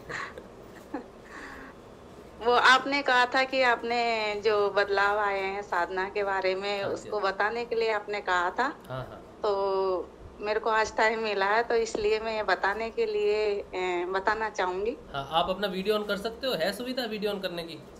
हाँ है ना। हाँ तो वीडियो ऑन करके बताइए, तब तक मैं भी चाय ले लेता हूँ। चलिए बताइए सबको। हाँ, मैं पहले मेरे जिस वजह से मैं जुड़ी हूँ वो बताना चाहूंगी कि मैं शुरू से ही आध्यात्मिक प्रवृत्ति की रही हूँ। बहुत भजन पूजन पाठ और कर्म कांडों में बहुत डूबी हुई थी। उसके बावजूद मेरे को 2017 में बैक पेन हुआ बिना किसी कारण के। अच्छा। और बहुत जबरदस्त था। 6 महीने तक मैंने सभी तरह के ट्रीटमेंट लिए, बाहर के भी लिए, मालिश करने वालों के, और ऐसे जो झाड़ फूंक करते हैं उनका भी लेना पड़ा। मानते नहीं है लेकिन कुछ हद तक लेना पड़ा। सब तरह की MRI, CT स्कैन वगैरह सब कुछ करवाया, फिजिशियन को भी बुलवाया, मालिश वालिश करवाने, एक्सरसाइज करवाने, पर मेरे को किसी भी तरीके से फायदा नहीं हुआ। तब मेरे को गुरु मंत्र मिला। गुरु मंत्र मुझे बहुत पहले मिल गया था, लेकिन मन में या गुरु के प्रति इस तरह की कोई धारणा नहीं थी कि गुरुदेव भी ऐसा कुछ कर सकते हैं, या गुरुदेव के प्रति इतना ज्ञान नहीं था कि भवसागर को पार गुरुदेव के बिना पार नहीं पाया जा सकता। तो ये तो गुरुदेव की लीला है। वो बीमारी भी आई, वरदान बन के आई, और उस बीमारी की वजह से गुरुदेव के निकट पहुंची मैंने आश्रम में जाके, ये गुरु बहन के कहने से मैं आश्रम पे गई थी। वहीं पे गुरुदेव के सामने जोधपुर उनके दर्शन प्राप्त किए थे, लेकिन उनके मुख से मैंने मंत्र नहीं सुना था उस समय, सुन नहीं पाई, या तो क्योंकि वो एक साथ जब ध्यान कराया तो एक साथ जब वो आवाजें करते ना, तो उन्हीं से घबरा गई मैं तो कि ये क्या हो रहा है, और उनके चरणों में प्रणाम करके ही आ गई थी। बस उनकी जो फोटो मिली थी वो गुरु तो बना लिया मैंने उस समय उनको, पर पूजा घर में रख दी, उनकी पूजा कर लेती थी और थोड़े समय के लिए ध्यान कर पाती थी, 2 मिनट 3 मिनट बस इतना ही ध्यान करती थी। नाम जब भी इतना ही करती थी मैं, और जो पाठ करती थी कृष्ण के, जैसे गोपाल सहस्रनाम वगैरह बहुत सारे पाठ करती थी 1-1.5 घंटे के, तो उनको ज्यादा महत्व दिया। गुरु मंत्र का इतना ज्ञान नहीं था उस समय। अब तो अपने को इतनी सारी नॉलेज मिल जाती है इसमें, यूट्यूब पे वगैरह पे। उस समय इस तरह की जानकारियां नहीं थी, तो समझ ही नहीं पाए इस चीज को। फिर मेरे को दिसंबर 2017 में ये जो बैक पेन हुआ और मैं किसी तरीके से भी ठीक नहीं हुई। परिस्थितियां इतनी खराब होती चली गई कि घर का माहौल बहुत ही तनावमय हो गया, क्योंकि मैं कुछ भी नहीं कर पाती थी, बैठना उठना चलना फिरना लेटना कुछ भी नहीं। और इसी वजह से मैं डिप्रेशन में चली गई। फोबिया हो गया एक तरीके से। इस तरह का था वो कि मैं ये सोचती हूँ भगवान वो वाली परेशानी किसी दुश्मन को भी मत देना, कितना भी चाहे बुरा हो, क्योंकि उसमें एक सेकंड को भी मन को सुकून नहीं मिलता था। हमेशा डर रहता था। उस डर की वजह से ना तो मैं खा पाती थी ना सो पाती थी। 1 महीने तक मैं बिल्कुल भी नहीं सोई और मैं रोती रहती थी हमेशा डर की वजह से। और इनसे भी रिक्वेस्ट करती रहती थी कि मुझे नींद की गोली लाके दे दो तो मैं थोड़ी देर के लिए सोऊं। आप 2 दिन भी नहीं सो तो कैसा हो जाता। मुझे 1 महीना हो गया, लेकिन सारे शायद मेरे कर्म प्रारब्ध थे तो वो भी ये कहते थे कि गोली नुकसान करेगी, जबकि मैं अंग्रेजी ट्रीटमेंट ले रही थी बहुत सारा, लेकिन मेरे को नींद की गोली कोई लाके नहीं देते था। फिर ऐसे ही करते करते एक दिन 6 महीने हो गए मेरे को, और उस समय मेरे सिर में बहुत सारी बीमारियां भी पैदा हो गई। सिर में आग जलती रहती थी। अच्छा। और मेरे को जब लेटी रहती थी, दवाइयां लेती थी, खाती नहीं थी और भय डिप्रेशन में रहती थी, तो पेट से संबंधित बहुत सारी बीमारियां क्रिएट हो गई, और आफरा आना, डकारे आना और कुछ भूख नहीं लगना, अजीब सी स्थिति हो गई। तो फिर मैं एक दिन लास्ट दिन था, मैं सरकारी गवर्नमेंट स्कूल में टीचर हूँ। तो मैं मेडिकल पे चल रही थी, तो गर्मी की छुट्टियां शुरू होने से पहले मैं ज्वाइन करने के लिए स्कूल में गई। तो जिन गुरु बहन के संग मैं जोधपुर गई थी, तो उन्होंने देखते कहा, अरे मैडम आप गुरु मंत्र बढ़ाओ। देखो विडम्बना ऐसी रही कि जब मैं बीमार रही तो वैसे तो मैं गुरु मंत्र का जाप करती थी, लेकिन जब बीमार हुई ना तो गुरु मंत्र को ही सबसे पहले छोड़ा मैंने। और कृष्ण का नाम पकड़ लिया। नाम तो जब भी नहीं छोड़ा भगवान को, ईश्वर को, तो मैंने उस समय में कृष्ण के चरण पकड़ के और वो और मंत्र जाप करती थी, श्री कृष्ण गोविंद हरे मुरारी, हे नाथ नारायण वासुदेवाय। 1 मिनट भी उसको नहीं छोड़ती थी। 1 मिनट भी छोड़ती तो घबराहट बहुत ज्यादा हो जाती थी। उनके चरणों को मन में पकड़ के इस मंत्र को ही 24 घंटे बोलती थी। नींद तो आती नहीं थी। तो 1-1.5 महीना हो गया था मुझे ऐसे करते हुए।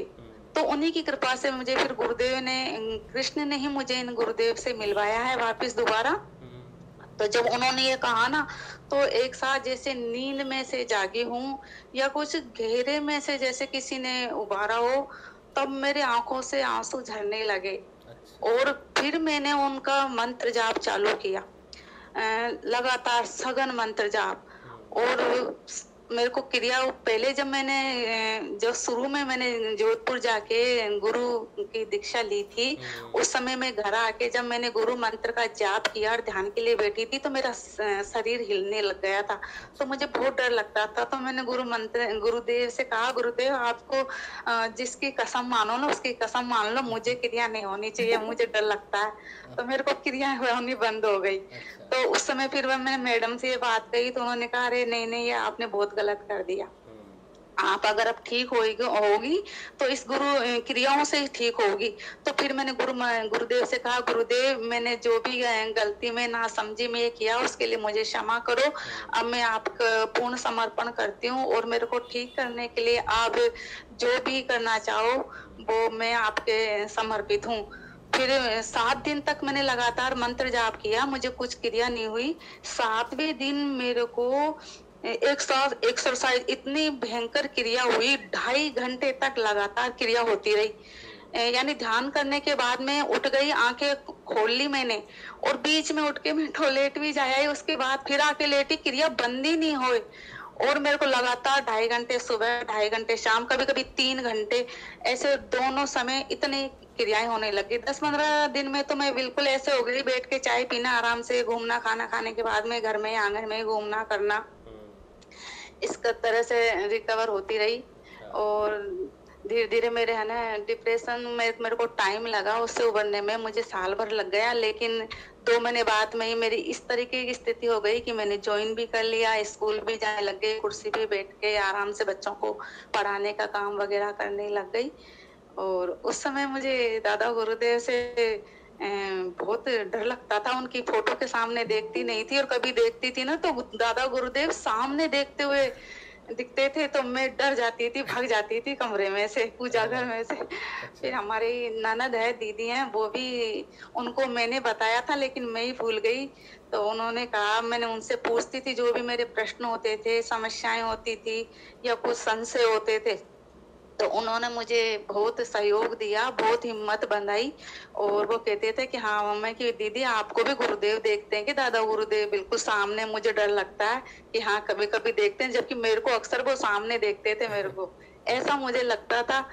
और बहुत सारी अनुभूतियां हुई, मेरी नींद नहीं आती थी। जिस दिन मैंने पहले दिन ध्यान किया उसी दिन मुझे 2 घंटे इतनी गहरी नींद आई, धीरे धीरे नींद भी आने लग गई। और अब मैं बैक पेन से बिल्कुल ठीक भी हूँ, थोड़ी बहुत है तो उसके लिए तो एक्सरसाइज क्रियाएं चल रही है, काम चल रहा है। वैसे मैं बहुत कुछ ठीक हूँ, बाजार जा आती हूँ, सामान भी ले आती हूँ, तीसरी मंजिल पे जाके पेड़ों में पानी भी दे आती हूँ, मोटरसाइकिल पे भी बैठ लेती हूँ। पहले वो ऑटो का और बस का सफर नहीं करते था, लेकिन अपन जब वहाँ बीकानेर गए थे, पलाना गए, जामसर गए, तो गुरुदेव ने मुझे ऑटो में भी बिठवाया और बस में भी जब ही चालू किया। जयपुर से मैं गंगापुर बस से ही आई, मेरा कोई साधन नहीं बैठा, तो गुरुदेव बस से लेके आए। और करामात इतनी रही कि मैं इतनी देर बैठी नहीं रहती हूँ, लेकिन इतना सफर ऑटो में, ट्रेन में और बस में करने के बावजूद मैंने घर आके सब लोगों का खाना वाना बनाया, कोई भी परेशानी नहीं हुई। ये गुरुदेव का चमत्कार है। और इस समय मेरे को 15-20 दिन में जपा लग गया था जब मैंने जाप चालू किया था। उसके बाद में अब मुझे 1.5-2 साल से नाद भी सुनाई दे रहा है।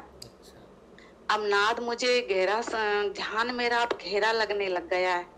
और मुद्राएं मुझे बहुत दिनों से लग रही है, तरह तरह की मुद्राएं। अब मुद्राओं का प्रकार बदल गया, पहले वाली मुद्राएं नहीं लगती मुझे, अब कुछ अलग तरह की मुद्राएं लगती है। और जब नाद, वैसे तो मुझे 24 घंटे सुनाई देता है, लेकिन जो ध्यान से अपन सुनते हैं, जब मैं आज्ञा चक्र पे गुरुदेव के जगह पर ध्यान करती हूँ, तब उस समय एक पर्टिकुलर जगह पर मेरा ध्यान एकाग्र होता है सहस्त्रार में। तो उस जगह पर ध्यान जाने से मेरे वहां से पानी गिरता है, गिरता हुआ बिल्कुल महसूस होता है। और मुझे गले में जहाँ पर ये अपना कंठ रहता है, जहाँ पे ये लटका हुआ रहता है, उस जगह से लेके और सहस्त्रार तक एक नली सी बन जाती है, वाइब्रेट होता है और उसमें लगातार बहता रहता है।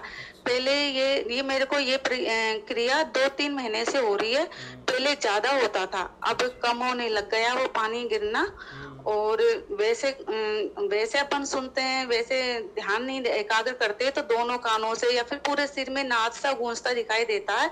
लेकिन अब इतना वो हो गया कि मुझे लगातार उस पॉइंट पे ही नाद सुनाई देता रहता है, घंटियों की आवाज आती है बारीक। और वो जैसे जैसे ध्यान एकाग्र करते हैं वो बिल्कुल बारीक होती चली जाती है, बिल्कुल कम हो जाती है। और उस नाद में उस जगह पहुंचने पर इतना अलग तरह का आनंद आता है। जैसे नाम कुमारी वो अलग था, उसमें अलग आनंद रहता है, इसमें कुछ अलग तरह के नशा रहता है, या कह सकते हैं गहरा नशा होता है, मुझे कहना नहीं आ रहा। लेकिन वो पहले जैसा आनंद नहीं, वो और भी गहरा आनंद की स्थिति रहती है। और क्या बताऊं, मेरे को तो बहुत सारी अनुभूतियां, वो क्रम वाइज बताना नहीं आ रहा मुझे। बहुत सारी समस्याओं से भी निजात मिली है। और मेरे बीच बीच में मेरे को बहुत सारी, मुझे ऐसा लगता है कि जैसे मेरी सारी नसें वगैरह थी, हड्डियां, ये आपस में ऐसे ही जुड़ी हुई है, कहीं से भी कुछ भी खिसक जाता है। बीच बीच में मुझे इतनी प्रॉब्लम हुई थी कि कभी यहाँ से दर्द हो रहा, कभी यहाँ की नस खिंच गई, कभी यहाँ की खिंच गई। तो गुरुदेव ही मुझे क्रिया में ठीक करवा देते हैं। अभी 6-7 महीने पहले मेरे जबड़े में इतना भयंकर दर्द हुआ, कान में चटके चल रहे थे। तो मैंने यही सोचा कि हो सकता है जुकाम से या कान में इन्फेक्शन हो गया हो या कोई फुंसी हो गई हो। मैं डॉक्टर के दिखाने गई तो उन्होंने वही नॉर्मल दवाइयां लिख दी। मैंने 2-3 दिन तक वो दवाइयां ली, मेरे बिल्कुल भी आराम नहीं हुआ। और कान में इतने तेज दर्द था, जो चटके चलने जैसी स्थिति ऐसी थी कि मैं रात भर सो भी नहीं पाती थी। 2 दिन दवाई लेने के बाद में फिर मैं वापस डॉक्टर साहब के पास गई कि डॉक्टर साहब मेरे तो दर्द ठीक नहीं हो रहा, कुछ भी फायदा नहीं है, मेरे को बिल्कुल भी रिलीफ नहीं है। तो उन्होंने कहा कि मैं है ना मशीन से चेक करूंगा। तो उन्होंने मशीन से चेक किया मेरे कान को, तो कान में कोई प्रॉब्लम नहीं थी, कोई सूजन वगैरह फुंसी वगैरह कुछ भी ऐसी चीज नहीं थी। तो उन्होंने एक ब्लड की जांच करवाई कि ये जांच करवा के लाओ। वो जांच करवाई तो वो भी, उसमें भी कोई खराबी नहीं थी। फिर उन्होंने कहा हो सकता है आपका जबड़ा डिस्टर्ब हो गया हो, तो हम एक्सरा करेंगे। फिर एक्सरा करवाया उन्होंने, तो एक्सरे में भी ऐसी कोई प्रॉब्लम नहीं आई, क्योंकि एक्सरे में बारीक नसों वाला नहीं होता, उसमें कुछ आता नहीं है। फिर उन्होंने एक अलग से जांच और करवाई कि ये जांच और होती है, आप ये जांच और करवाओ। वो जांच भी करवाई तो उन डॉक्टर साहब ने कहा कि मेरे तो ऐसा कुछ इसमें समझ में आ नहीं रहा है कि आप के ये क्या प्रॉब्लम है, लेकिन फिर भी मैं आपको दवा दे देता हूँ, ये दवा लो। अब उस दवा को लेने के बाद में भी है ना, मेरे मुंह को मैं खोल नहीं सकती थी और कुछ खा भी नहीं सकती थी, पी भी नहीं सकती थी, क्योंकि पानी भी पियेंगे तो होठ बंद करेंगे और उसमें निकलना पड़ेगा, इतना भी नहीं हो पा रहा था। खाना तो बहुत दूर की बात। तो मैं 5-7 दिन हो गए थे मुझको कुछ खाए पिए, मैं कुछ पीती भी थी तो आधा मेरे कपड़ों पे फैलता था, क्योंकि मैं मुंह बंद नहीं कर पा रही थी। तो मैं रो रही थी, तो ये कहे कि चलो कल जयपुर न्यूरो वाले को दिखाएंगे तुम्हें, तुम रो मत। फिर इसके बाद में माइक आप थोड़ा सा दूर कर लो, थोड़ा उसमें खरखराहट आ रही, थोड़ा सा दूर, बस थोड़ा सा दूर रखना। अच्छा, हाँ, ठीक है। हाँ जी। फिर मैं वहाँ पर उसके बाद में जब जाने की तैयार हुई तो मेरे को अचानक याद आया कि 6 महीने तक जब मैं डॉक्टरों के चक्कर लगाए, सब तरह का इलाज किया, तब भी मेरा बैक पेन ठीक नहीं हुआ था। तो अब मैं डॉक्टरों के पास क्यों जा रही हूँ, जब मेरे पास समर्थ सदगुरुदेव है तो मैं क्यों भटक रही हूँ। तो फिर मैंने कहा मैं जयपुर नहीं जा रही, अब तो जो भी करेंगे गुरुदेव ही करेंगे। गुरुदेव परीक्षा लेते हैं समर्पण की। फिर मैंने गुरुदेव से कहा कि गुरुदेव अब आप भूखा मारो, चाहे आप दर्द से मारो, तकलीफ से मारो, मरना है मुझे आपके दर पे मरना है, अब मैं कहीं भी नहीं जा रही। जब मेरा ये समर्पण हुआ ना, तो उसी दिन मेरे को क्रिया हुई, एक्सरसाइज हुई। और उन्होंने मेरे सिर पे से दोनों हाथों के उंगलियों को ले जाके और कान के पीछे की तरफ से नस को बैठाया। अच्छा। उससे मेरे तुरंत दर्द तो बंद हो गया और मुंह भी बंद हो गया, लेकिन अभी भी मैं कोई भी कुछ भी हल्का सा भी दांत के नीचे कुछ जाता या चबाती है तो फिर भयंकर दर्द होता। अच्छा। तो फिर दोबारा शाम को जब हुआ तो उस नस को उन्होंने ठोड़ी के नीचे से बैठवाई। अच्छा। और इस तरीके से फिर मैं जैसे कोई डॉक्टर या कोई हड्डी बैठाने वाला हरकत करके दिखाता है, उसी तरीके से मेरा मुंह खोल के बंद करके इस तरीके से क्रिया करके उस नस को 3-4 बार में बैठा दिया। और 2 दिन में 4 बार की क्रियाओं में मेरा बिल्कुल ठीक हो गया। और मैं बिल्कुल ठीक हो गई। और कभी भी जैसे घुटने की नस, घुटने में इतना प्रॉब्लम हुई, कोई नस चढ़ गई तो घुटने के पीछे से नस बैठवाई। और जैसे मेरे कमर में से पेन जाने लग गया बाद में, और बीच में जैसे नीचे बैठने की जगह नीचे रीढ़ की हड्डी में दर्द हुआ, उस समय बैठ नहीं पा रही थी। तो उसको भी उन्होंने क्रिया के द्वारा ही बैठाया। अच्छा। और अपने आप ही एक्सरसाइज होती है सब कुछ। और ये गर्दन के पीछे का दर्द भी मुझे बहुत परेशान किया, रीढ़ की हड्डी के ऊपर ही ऊपर जहाँ अपने गर्दन का जॉइंट रहता है, तो उस जगह भी मुझे बहुत बार परेशानी होती थी। तो उसके लिए भी हर बार अलग क्रिया से, एक क्रिया ही नहीं होती, मेरे जबड़ा 2 बार परेशान किया दोनों तरफ, दोनों बार अलग तरीके से उन्होंने करवाया है। ये नहीं कि पहले जिस तरीके से उन्होंने बैठाया उसी तरीके से दूसरी बार, ऐसा नहीं। दूसरी बार अलग क्रिया हुई है। अच्छा। ऐसे ही मेरे जब भी पीछे दर्द होता था गर्दन के वहां पर, तो हर बार मेरे को अलग तरह की क्रिया से वो ठीक होता था। इस तरीके से करते करते अब मैं बिल्कुल इस तरह की समस्याओं से, शारीरिक परेशानियों से बहुत कुछ निजात पा चुकी हूँ। क्योंकि मैं बीमार भी बहुत रहती थी, मेरी इम्यूनिटी पावर बहुत कम थी। तो हर साल मुझे जब भी मौसम बदलता था, सर्दी से गर्मी आओ या गर्मी से सर्दी, तो मुझे टाइफाइड होता था। मैं 10-15 साल से इसी समस्या से जूझ रही थी। और टाइफाइड भी इतना ज्यादा होता था कि एडमिट होना पड़ता था। उसके बावजूद भी मैं ठीक नहीं हो पाती थी। तो काढ़े वगैरह लेना 1-2 महीने तो लगते ही लगते थे। कभी भी मैं साधारण थोड़ी सी दवाइयों से ठीक नहीं हो पाती थी। कोई ऐसा दबा हुआ था। 10-15 साल तक बहुत परेशान रही, सभी तरह का ट्रीटमेंट कराया, लेकिन अब गुरुदेव की कृपा से मैं बिल्कुल ठीक हूँ और मुझे अभी इस तरह की कोई समस्याएं नहीं हो रही है। अच्छा, शारीरिक रूप से भी मैं बिल्कुल सही हूँ और मानसिक रूप से भी सही हूँ। हमेशा आनंद की स्थिति में रहती हूँ और शारीरिक बदलाव भी सकार विचारों में भी बहुत ज्यादा परिवर्तन आया है। पहले मैं बहुत छोटी छोटी बातों पे रोने लग जाती थी। बहुत नरम दिल समझ लो या कोमल समझ लो, कुछ भी। अब थोड़ी दृढ़ता भी आई है मेरे में विचारों में। और जैसे घर में भी कोई वैसे विपरीत स्थिति हो या कुछ वैसा हो तो अब विचारों में ही इतनी सकारात्मकता आ गई है कि मुझे दुख नहीं होता अब। अच्छा। और मैं साक्षी रूप से देखती हूँ उसको। परिवार में कोई स्थिति होती है या परेशानी की, जैसे पहले मेरे बेटे की प्रॉब्लम रहती थी तो मैं रोती थी गुरुदेव के सामने। तो गुरुदेव ने बताया कि बेटा ये प्रारब्ध कर्म ये भी पा रहा है और आप भी पा रही हो, तो इसमें आप दुखी मत हो। तो ऐसा पूर्ण विश्वास दिला दिया गुरुदेव ने कि कुछ भी अनिष्ट नहीं होएगा, कुछ भी गलत नहीं होएगा और सब कुछ बिल्कुल सही हो जाएगा। तो इस समय मेरा बहुत तप चल रहा है। 1.5 साल भर से ज्यादा हो गया तप की स्थिति चल रही है मेरी। लेकिन उस तप में भी है ना, गुरुदेव मेरे को शांत और स्थिर रखे हुए हैं। अब वो घबराहट, बेचैनी या वो दुख और पीड़ा नहीं है।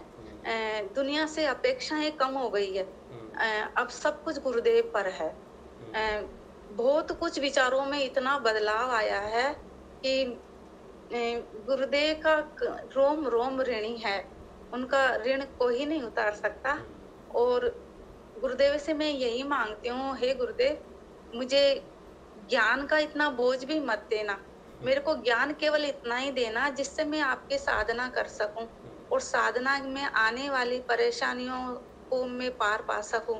मुझे आपके केवल चरणों की प्रेमा भक्ति ही चाहिए और मैं बस गुरुदेव से यही अरदास करती हूँ हमेशा। मुझे और कुछ नहीं चाहिए गुरुदेव, आपकी चरणों की प्रेमा भक्ति चाहिए, क्योंकि मैं शुरू से ही, बचपन से ही कृष्ण भक्त रही हूँ और मैं शुरू से ही भगवान की, बचपन से ही, हो सकता है मेरे पूर्व जन्म का ऐसा कुछ हो साधना कि बचपन में मैं इतनी बुद्धि नहीं होती है तब भी मैं भगवान से केवल उनकी भक्ति ही मांगती थी। ये जितनी भी मेरे को जीवन में जितनी भी समस्याएं आई हैं उन सब समस्याओं में मेरे को कृष्ण नहीं उबारा है। बहुत विकट समस्याएं आई हैं, उन सब में मेरे को साक्षात चमत्कार होते हुए उन सब से मेरे को श्री कृष्ण ने ही पार लगाया है। अब कृष्ण ने मेरे को इन गुरुदेव से मिलाया। पहले मैं कृष्ण और गुरु में भेद नहीं कर पाती थी तो मन में बहुत द्वंद्व चलते रहते थे। बहुत मेरे को मन में आत्मग्लानि होती रहती थी। मैं कृष्ण को छोड़ दिया, गुरु को करती थी तो कृष्ण का लगता था, कृष्ण को करती थी तो लगता था समर्पण पूरा नहीं है। अब ऐसा कुछ भी नहीं लगता मुझे। अब मुझे कृष्ण और गुरु में भेद नहीं नजर आता।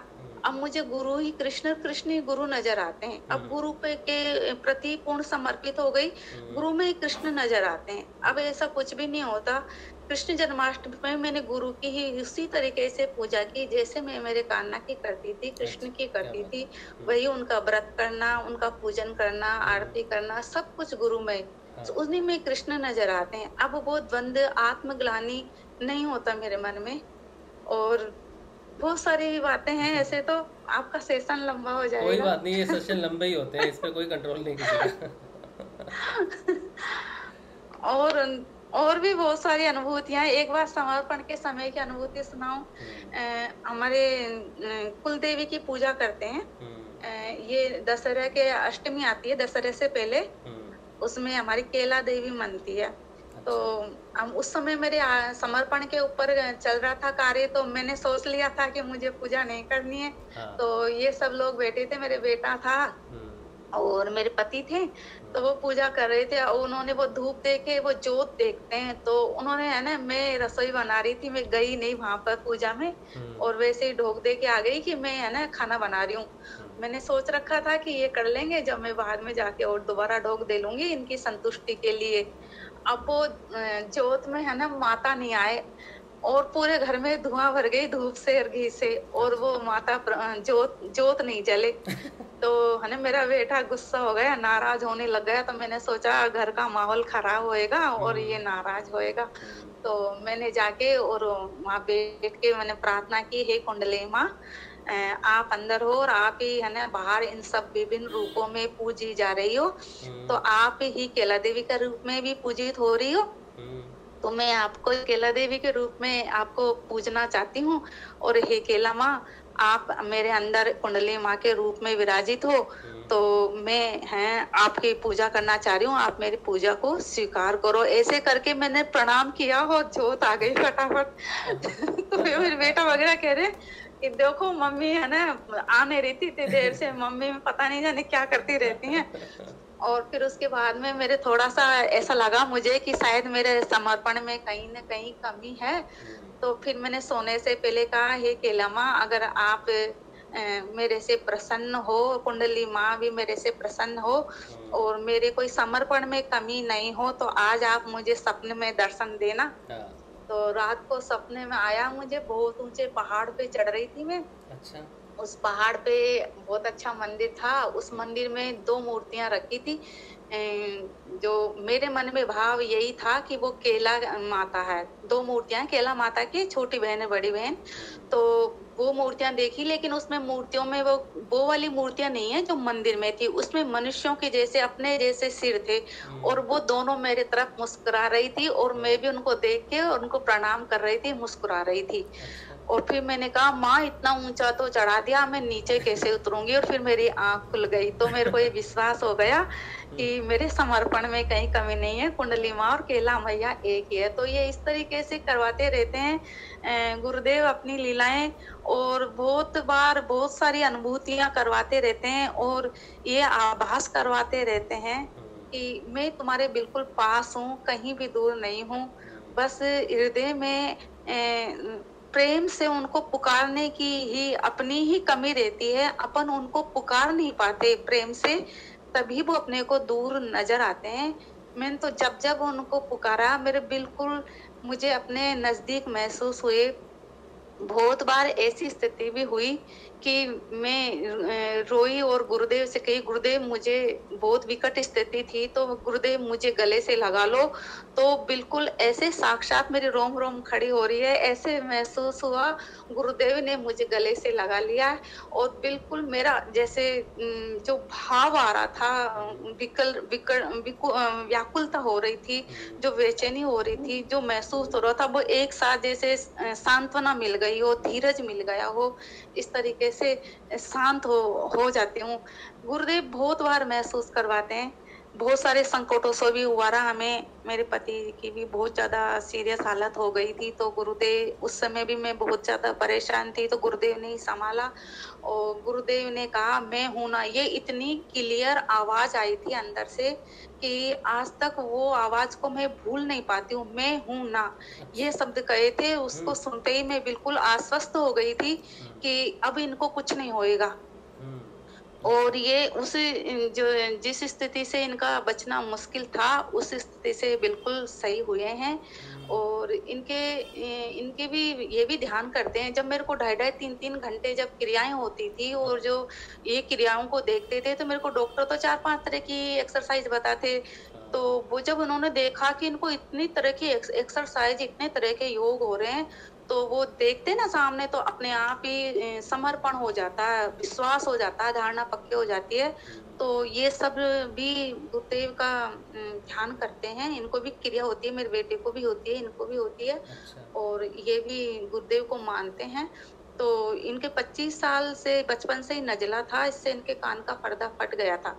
तो जब हम इनको जयपुर दिखाने गए थे, वो ब्रेन हेमरेज वाली स्थिति थी उस समय के लिए, तो उस समय इनके पूरी जांचें करवाई थी। तो उन डॉक्टर ने हमें भी दिखाया था, कान का पर्दा बिल्कुल फटा हुआ था और उनकी हड्डी चमक रही थी। तो डॉक्टर ने कहा कि इनके आप पर्दा लगवाना पड़ेगा, ऑपरेशन करना पड़ेगा, नहीं तो ये हड्डी गलना शुरू हो जाएगी और समस्या ज्यादा बढ़ जाएगी।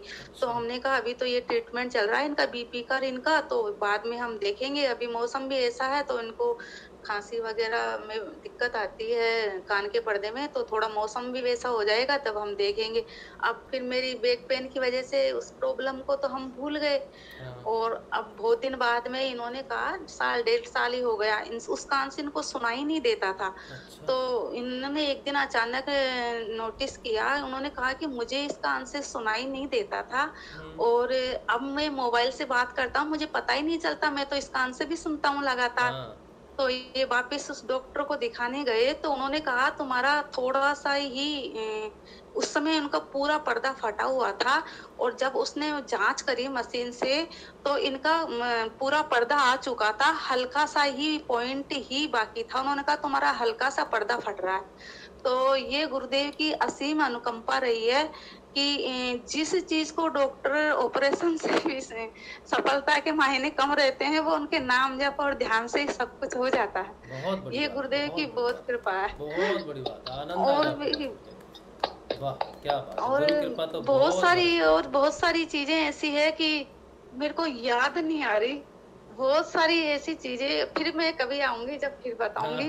गुरुदेव की असीम अनुकंपा है। तो मैं तो सबसे यही कहना चाहूंगी कि गुरुदेव पे पूर्ण विश्वास और श्रद्धा से आप करोगे, आपको सब कुछ मिलता जाएगा। बस वो समर्पण देखते हैं और कुछ नहीं देखते। धीरे धीरे धारणाएं पक्की होती है तो समर्पण भी होता जाता है। मेरा समर्पण गुरुदेव ही करवाते जा रहे हैं। पहले मैं भी समर्पित नहीं थी। साल 1.5 साल तक तो मैं तो इसी द्वंद में रही कि कृष्ण के गुरु कृष्ण गुरु। अब धीरे धीरे बस विश्वास और श्रद्धा रखो और गुरु नाम का जप करो और ध्यान करो। जिसमें नाम जप लगातार होता रहे तो वो ही सारी समस्याओं की चाबी वो ही है, नाम जप ही। और गुरुदेव को हमेशा अपने अंदर ही महसूस करते रहो। गुरुदेव सबके पास है। जैसे एक भजन है सहजो भाई का, एक भजन है, मेरे को भजन की कड़ियां याद नहीं आ रही। हम बालक तुम माई हमारी और पल पल माई करे रखवारी। कि जिस प्रकार माँ अपने बच्चे की रखवाली करती है, वो कहीं भी काम करती रहती है लेकिन उसका ध्यान बच्चे पर ही रहता है। गुरुदेव भी उसी तरीके से हर साधक की रक्षा करते हैं। वो हर साधक के साथ रहते हैं। जब बालक दौड़ के आता है, चाहे वो मल में ही लिपटा हुआ हो, माँ माँ कह के दौड़ के आता है, तो माँ उसको धुतकारती नहीं है, उसको प्यार से उठाती है, उसका मल साफ करती है, उसको गोद में लेती है, नहलाते श्रृंगार करती है और उसको गोद में लेके प्यार करती है। गुरुदेव भी ऐसे ही हैं। जब अपन गुरुदेव की तरफ, अपन चाहे कितने भी मलिन हो, कितने भी अवगुण हो, कितने भी अपने में बुराइयां हो, लेकिन अपन भाव और श्रद्धा प्रेम से गुरु के प्रति आगे बढ़ेंगे तो गुरुदेव उसको अपनाते हैं।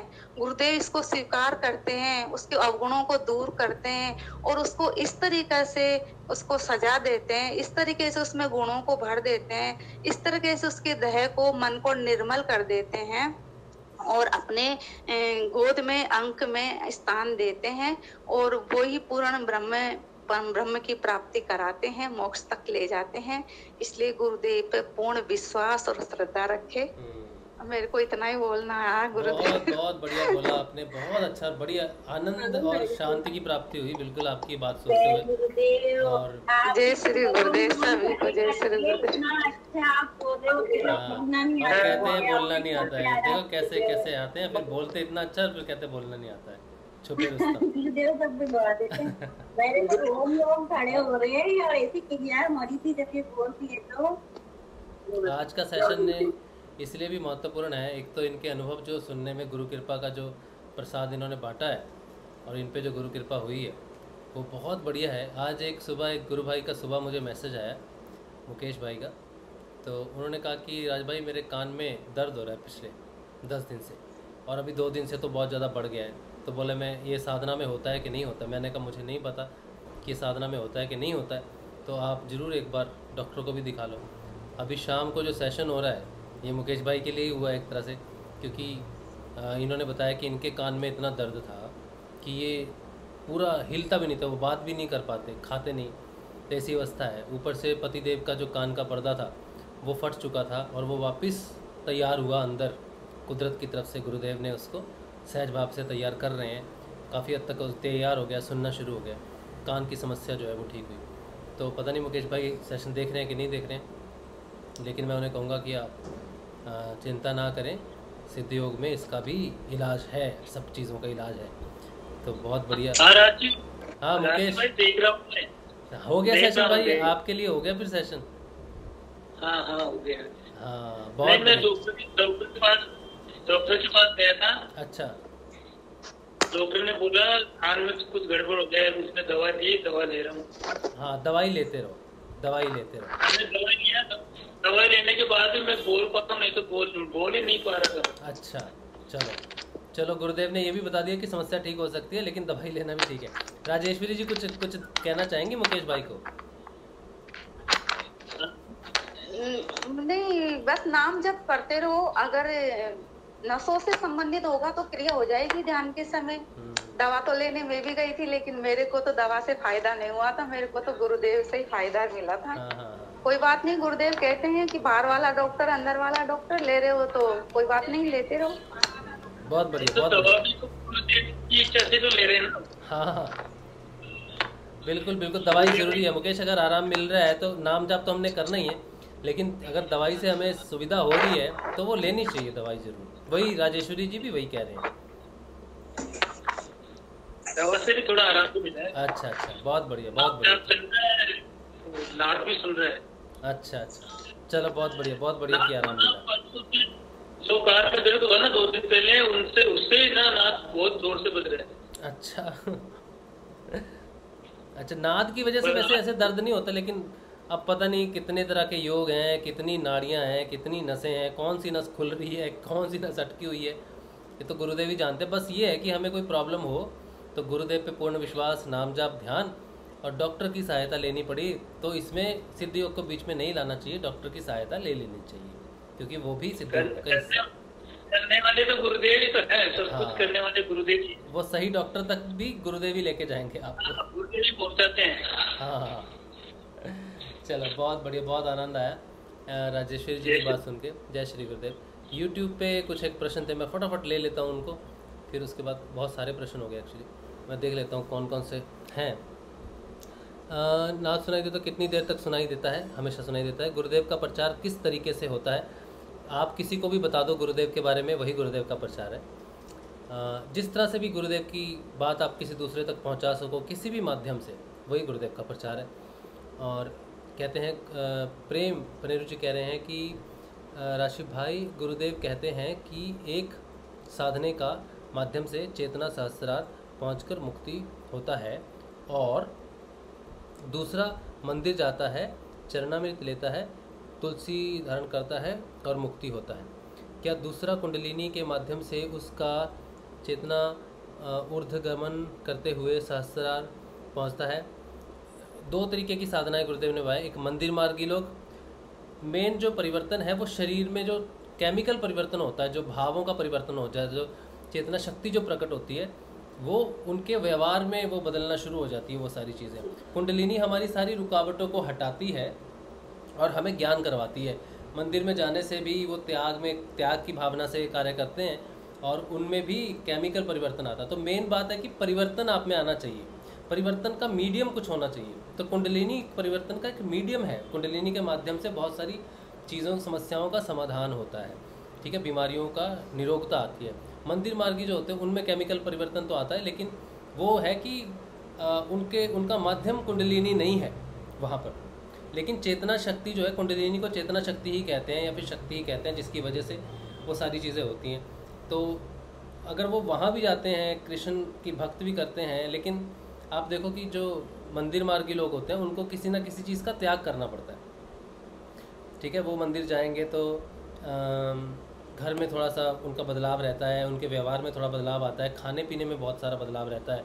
हम जब साधना करते हैं तो हमें कोई रुकावट नहीं दी जाती, अपने आप सारी चीज़ें ठीक होती हैं। हम भोग के साथ मोक्ष वाली यात्रा है अंत तक, उनके साथ जो है ज़्यादातर त्याग, मंदिर मार्गी में ज़्यादातर त्याग भावना ज़्यादा प्रकट होती है, ठीक है। वो विशेष रूप से, क्योंकि उनको नियम का पालन करना पड़ता है, कुछ फॉलो करना पड़ता है। हालांकि परिवार के लोग ही हैं जो मंदिर जाते हैं, साधना करते हैं, लेकिन फिर भी जो है वो मार्ग कठिन है, मंदिर मार्ग जो है वो थोड़ा कठिन है।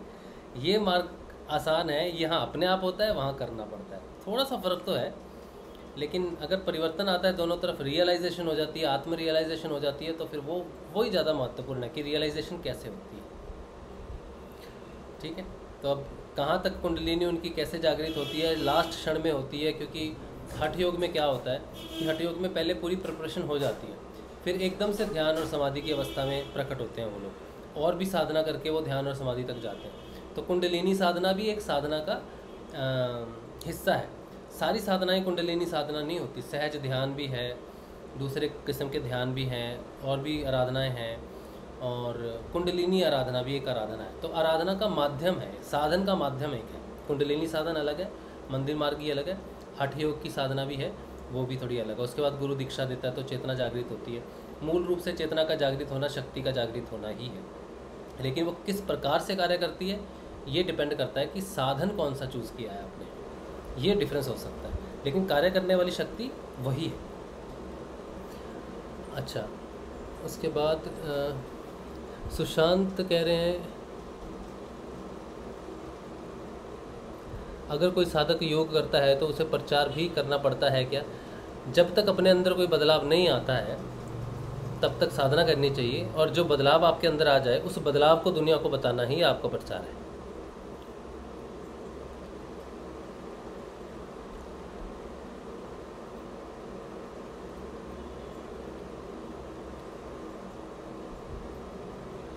सुशांत कह रहे हैं बहुत देर से कांटेक्ट करने की कोशिश कर रहा हूँ, तो जब तक, हाँ आप ज़रूर आप शामिल होंगे इसमें। सुशांत आप आइए,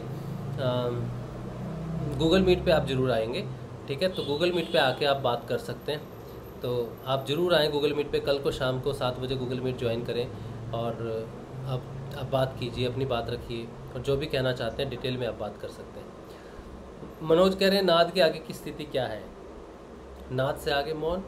नाद में लाइट भी आती है, लाइट का भी ध्यान करते हो आप, फिर मौन में भी जाते हो, तो नाद ही आपको लेके जाता है आगे। मौन में तंद्रा होगी, गहरा ध्यान की अवस्था हो गई, तो नाद आपको लेके जाता है अलग अलग स्थितियों में। लेकिन रेगुलर नाद सुनाई देता रहेगा, हमेशा तो ध्यान की स्थिति में नहीं रहेंगे, वापस आ जाएंगे। लाइट तो हमेशा नहीं दिखेगी, वापस आ जाओगे तो नाद बना रहता है उन स्थितियों में भी। नाद हमेशा ही बना रहेगा, हमेशा, लेकिन वो एक स्थिति में लेके जाएगा, वहाँ से बाहर आ जाएगा, आप बाहर आ जाओगे उस स्थिति से। उस स्थिति में हो सकता है नाद ना हो, लेकिन वहाँ तक लेके जाने वाला नाद है। वापस जब आ जाओगे तो नाद वापस सुनना शुरू हो जाएगा। तो नाद की स्थिति स्वयं हर समय बनी रहेगी, लेकिन बाकी जो परिस्थितियाँ हैं, लाइट का आना, मौन का प्रस्तुत होना, समाधि का प्रस्तुत होना, वो तो स्थितियाँ हैं थोड़ी थोड़ी।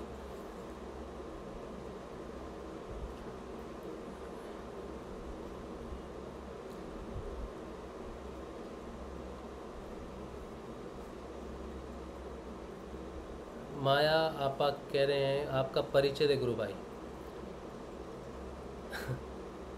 मेरा परिचय मांग रहे हो आप या किसी और का मांग रहे हो? मेरा परिचय मांग रहे हो तो मेरा नाम राजशिव है, और हम शाम को सत्संग करते हैं, सुबह 6:30 बजे ध्यान करते हैं, शाम को 6:30 बजे ध्यान करते हैं, और गुरुदेव की बात करते हैं। बस इतना ही है, और तो नहीं कुछ भी। चलिए आज के लिए यहीं पे रखते हैं सेशन। बड़ा मज़ा आया आज के सेशन में, तो गुरुदेव की महिमा जो पता चली कैसे कैसे काम करती है, बहुत आनंद आया राजेश्वरी जी की बात सुन के। आप आइए, और भी जो परिवर्तन है आप रेगुलर आइए, बहुत अच्छा आप बोलते हो, बहुत आनंद भी आया आपकी बात सुनने में।